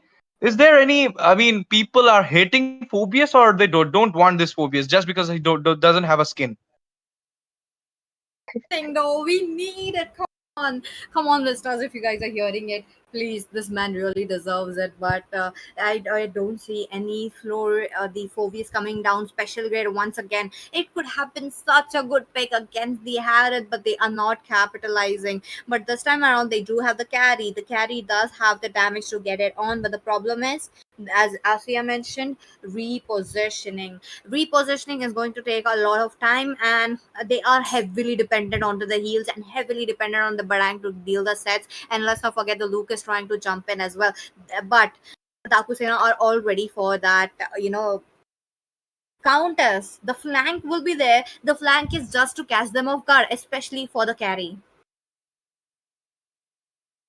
Yes, and I think Louis being there, diversion will be a great thing with the Lucas. We all know the teleportation do works with the Lucas, just like the chip play as well, but they didn't prioritize the chip. But Xbox ban literally got vested down. I mean, you know what? They thought that Basha will be in the room, but chip came out of the syllabus. And Gatotkacha, I do feel like Pichi, Dakusena is having a stronger lineup this time again because of three tanky members. But Carrie, the tank killer, is there. She gonna take it out from the late game. We're gonna see that soon. But in the match, this is the third game, guys. A do or die set for both the teams. Are you all excited? Are you all ready? Because this is the last match of tonight as well. So do subscribe to the channel. Don't forget to like the stream, share the stream to your friends. Let them know that the third match is kicking off between Daaku Sena versus Special Grade, two of the best teams of India. And here we are into the land of dawn, into the Mythic Showdown. Casters, please take on the game. Go, Well, let's go. thank you, Ash, for being there. And this is the final game. And one thing which I really want to say, Peachy, I think this is going to be a rinse and repeat of the previous game. Jazz once again has picked up something which loves diving behind the scenes. Last game, it was our Blue. This game, okay, I got in a really low HP, and this is what I was saying. Yamraj, his mid lane is something else. The shots coming in from the Novaria, whether it be, knowledge of how to utilize the early game potential. But right now, I think Jazz might be in a precarious positioning. The entire team is right there. The heals are coming in. The yin yang combo right there. The first blood will be taking down the rest of the team. Coming in from behind the scenes, the flicker and the fist crack. Actually, at the same time, Yamraj manages to flicker it away. What was that? A third sense? Meanwhile, just look at the initiations happening, and it will be Baksha who will be taken down. Oh my god, special grade on the rampage right now. Luke is already level 4. The turtle is quite far away, so they will be back in no time. But the early game lead, even though there is so much early game potential in the hands of Team Daaku Sena, special grade not backing off at all. Meanwhile, we do see Lucas in a really low health. Just taken down, sandwiched between two people, Baksha, showing how good he is in the early.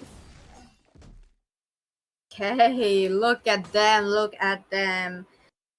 They are just playing it quite aggressively, while Special Grade are the ones with another early game potential. They do have the yin and yang combo to get it on, and you just seen how they made use of that. But at the same time, Daaku Sena, the power spike would be around from the mid game to the late game. So early game, if they don't take the fight, it's going to be proven beneficial for them. But Kashi, as usual, no contest for the Lord. They sorry for the turtle. They take it away. Now it depends on the Luoyi's teleportation as well. One of my favorite heroes, and I want to see how they will be capitalizing it. Of course, who cannot like Louis, one of the most mommy characters in the game, along with Valentina. He has two mommies together, but they do not know Chip is hiding right there. He has seen them. They're preparing for a diversion. No one knows where anyone is going. That was quite okay. Okay, I think Harry does know that something is happening right there. Baksha coming in with the CC's coming in, the yin yang combos, and damage coming in from a Lucas trying to dissuade them, trying to disorganize the heals from Florin. The AOTG dropping down, and Carrie will be taken down along with the Florin. And with that, Team Special Grade has to move away. The Louis yin yang combo just torturing them for a while, but that was something else, VG, right there. Hi, Do that's agree with saving the day. Yeah, they did get the escape on, which is a good sign from them. But I thought so. The chip, though, the chip is going to be a problem. They did make a force pick on the Loi just because of the chip. Understandable, but the Loi is on fire. Is going ham onto that. But oh, wait a minute. That was quite unfortunate right there. Carrie will be next on the chopping block, and once again, Daaku Sena showing how good they are. And okay, the diversion was supposed to be near the a bush, but unfortunately, the thing just got revealed. Meanwhile, Badang having the best time of his life against a Jazz. Of course, he doesn't. Both of them doesn't have enough damage. He will be going in for the tankies. Right there, Jazz providing some vision, and the next turtle of the game coming up. Meanwhile, Badang is trying to push, and in the bot lane, Harith, of course, taking advantage of the early and the range he has. Let's see, Turtle being in the contest. They come in. There's a Lucas as well. Shortcut at the back lane. AOG does drops in at the right moment, but the Lucas is absolutely trying to do its best. But no, it will be the Yamaraj who does get a kill right there. So, oh, Samsung Galaxy just leaving away in just a sliver of HP. Gutwood Kacha almost got it, but did you just see Kayashi? He did make a early rotation to the board, not an early, but a quick rotation, which is a good sign that they don't want to see the carry farmed up. You know, PG, I was thinking that the Lucas might be taken down. He was in a really low HP, and Kadut Kacha was waiting for that vengeance because he knew he would use that beam onto him. But right now, Jazz might be in a tight situation. Lucas going in for that kill. Of course, there is no escape. There is no escape unless Jazz uses up the AOTG, but it is on the CD right there, and a kill for him right there. Meanwhile, Carrie playing it safe, and she should be doing that. Like she has one death, but she's gradually farming up. And just look at Baksha though already with so much gold onto his hands. Valentina not far behind already with TNT here. And finally, it is Haitatsu picking up on with the um, Talking about the itemizations, I really like the little Fury Hammer working for him, but they need to get the first item for the look as Aman Force drop. That means the show is on. Haitatsu trying to give some damage, but he does makes a shortcut play trying to make it out, but no, Funny Valentine does get a kill right there. Haitatsu as well. The healer is down. That means team the special grade cannot do anything. The damage is still there. There's a stun coming up for this look as Hayashi picks up the kill. There's a reason why Daaku Sena left the Florian open just because of this Bakshia pick. maybe because they are quite tanky right now, and Dakusena in the goal lead, 5k goal lead. Okay, 5k goal lead onto their hands, doing an amazing job. The macro also looks to be into their hands. Meanwhile, Team Special Grade isn't backing down. They're playing it safe right now. They're playing it around carry, and Louis doing a good job with those yin yang combos. then again, they really need to, be aware of the high Tatsu. I mean, just look at his positioning once again. The diversion all alone, Louis. Okay. The rest of the team also coming in for the backup. And Funny Valentine has to move away. Lucas from behind the scenes trying to take down him, taking down behind in the turret. Meanwhile, look at the Batang with that kill, and it will be a shutdown as Haitatsu will be taken down. Meanwhile, Funny Valentine taking down onto the Lucas. Damage coming in. Here is the heal coming in, plus a double kill for Funny Valentine right there. Might be a triple for him.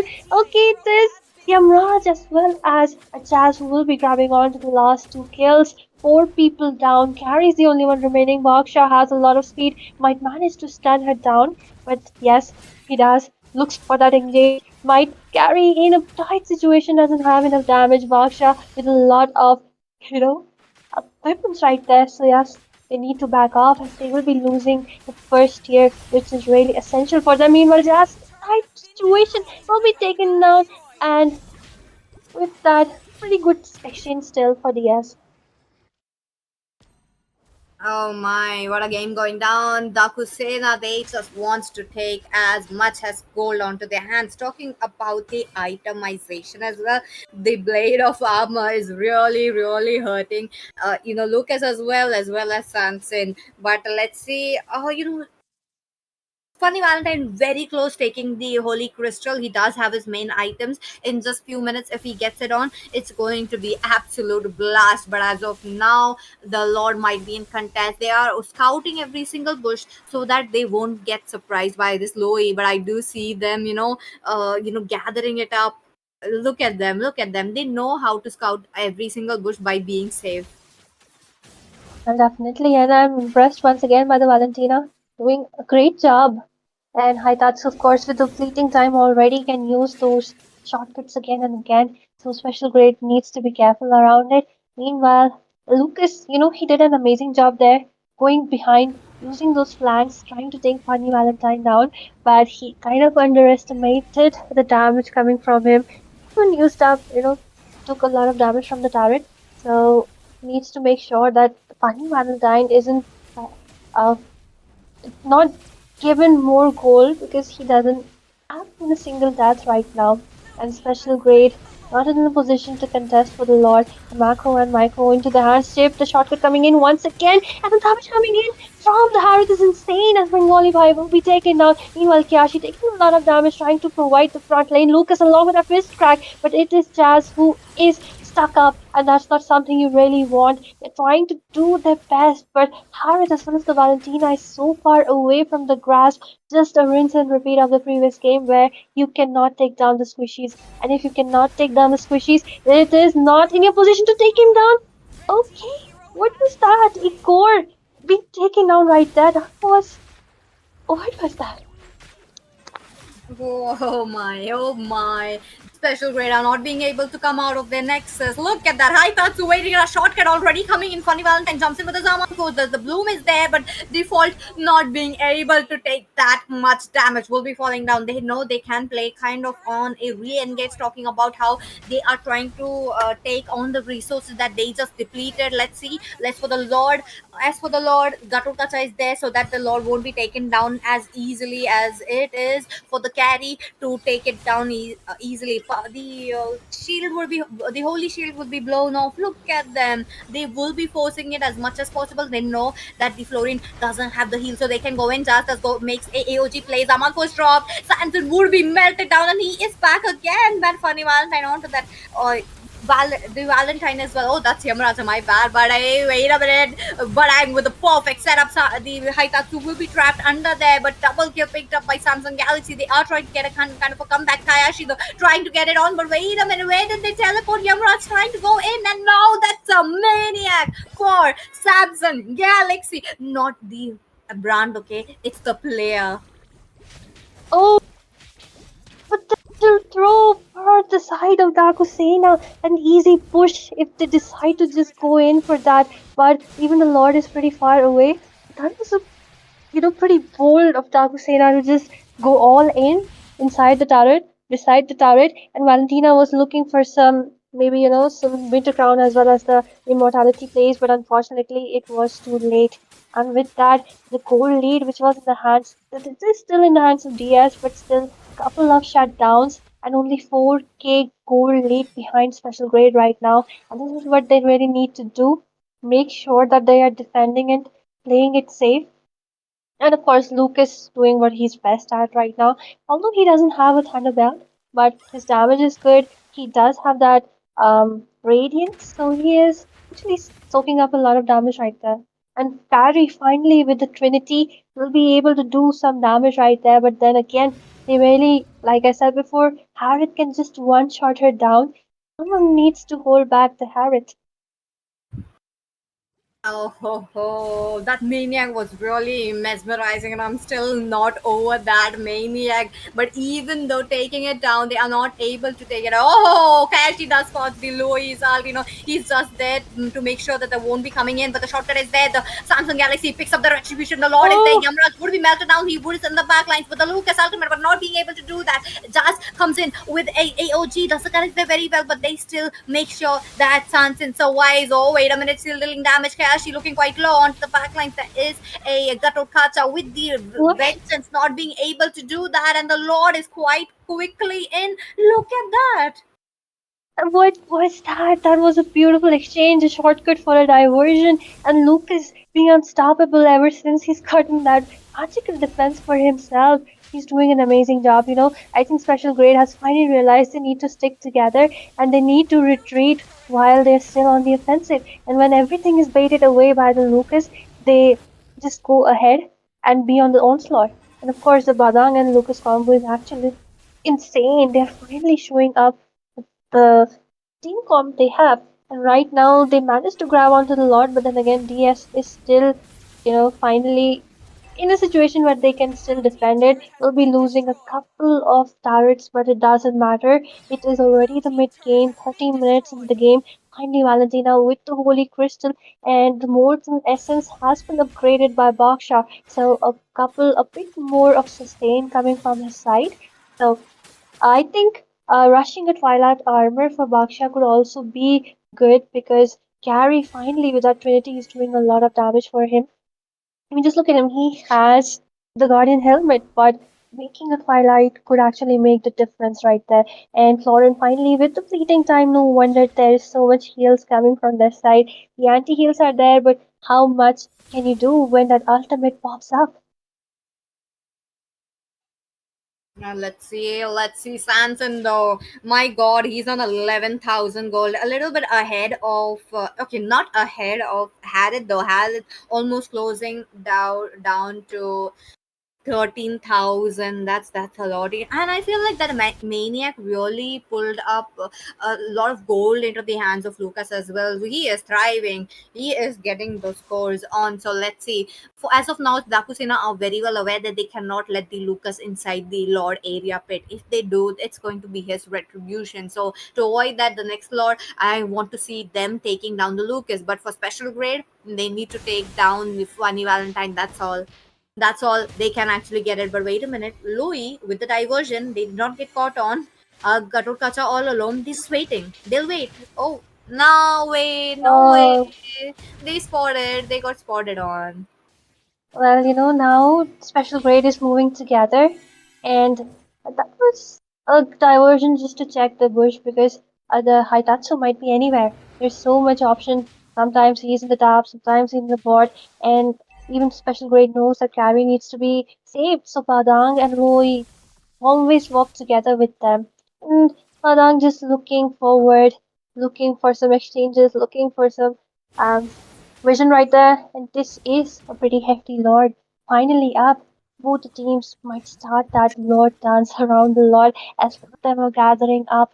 And Hitatsu is still waiting for some chances. He's just looking for that portal in the top lane. Grabbing, trying to, okay, the diversion coming in, but Harris has spotted it away. From behind the scenes, the Valentina's damage is too much. The flicker has been forced up. And with that, the yin yang double combos coming in. Lucas with a lot of damage. The heals from Florin is actually saving them behind the scenes. It is special grid in a really low HP. Lucas trades it off. Meanwhile, it will be Igor who will be taking down Jazz. Takes them down, and with that, Carry will also be finally onto that topping list right there. A 2 for 2 exchange, but I think it's definitely DS on the upper hand right now. Lucas trying to do, Tina trying to do something with Kenna Lucas, and I Padang do because even Florin has been taken away. An easy lord for DS. Looking for some exchanges in the top lane right there, but it is not enough. Aksha is pretty tanky. The rest of the team coming in for the help.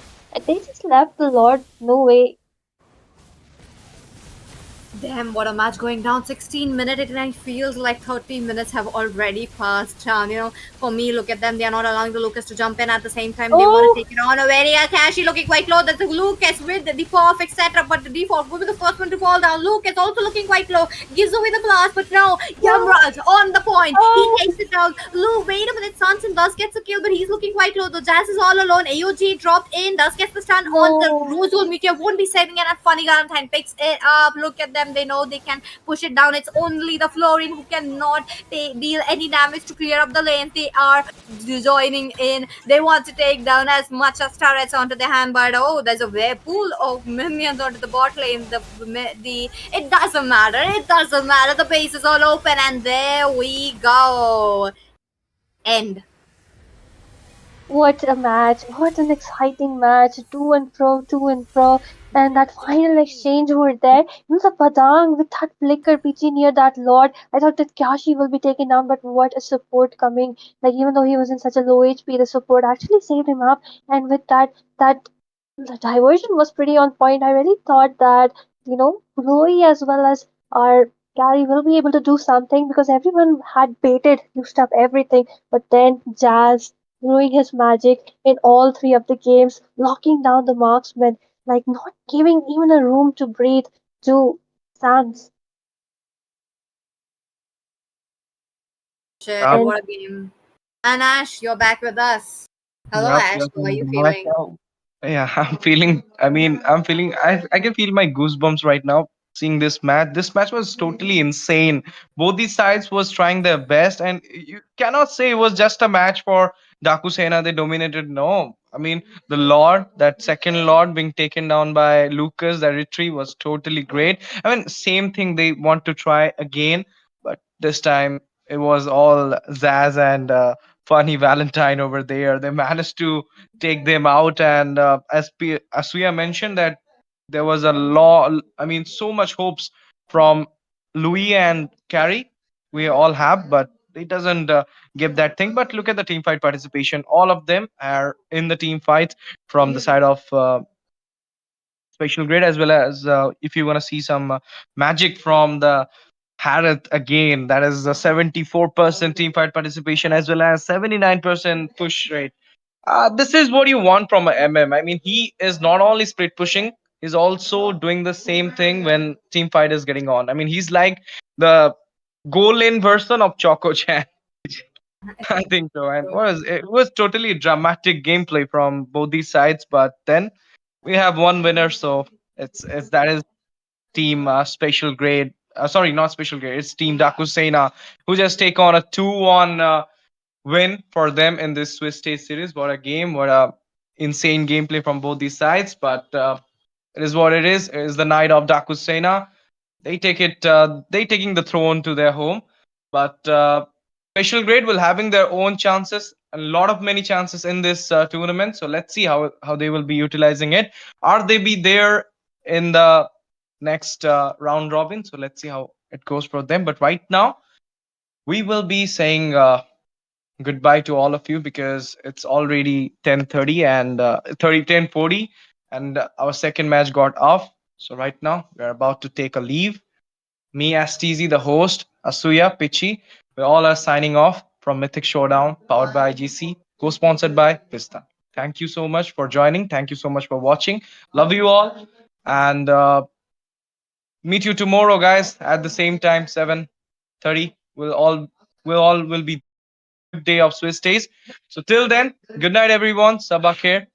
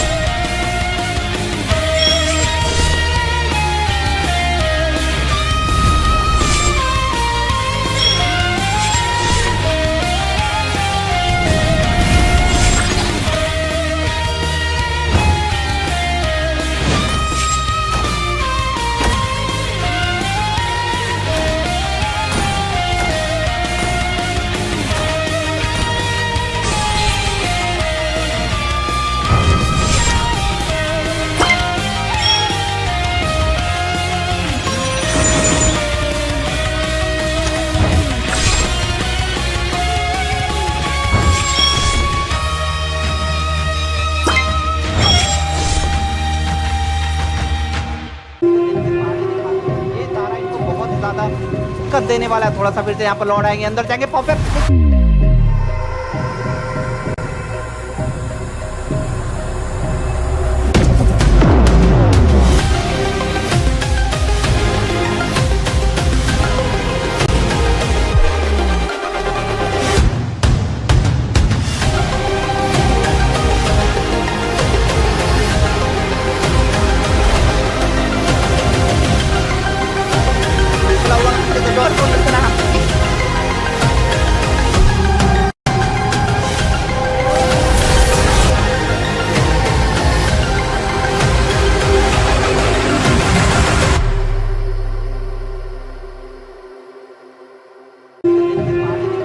ये तारा इनको बहुत ज्यादा दिक्कत देने वाला है थोड़ा सा। फिर से यहाँ पर लौट आएंगे, अंदर जाएंगे, परफेक्ट।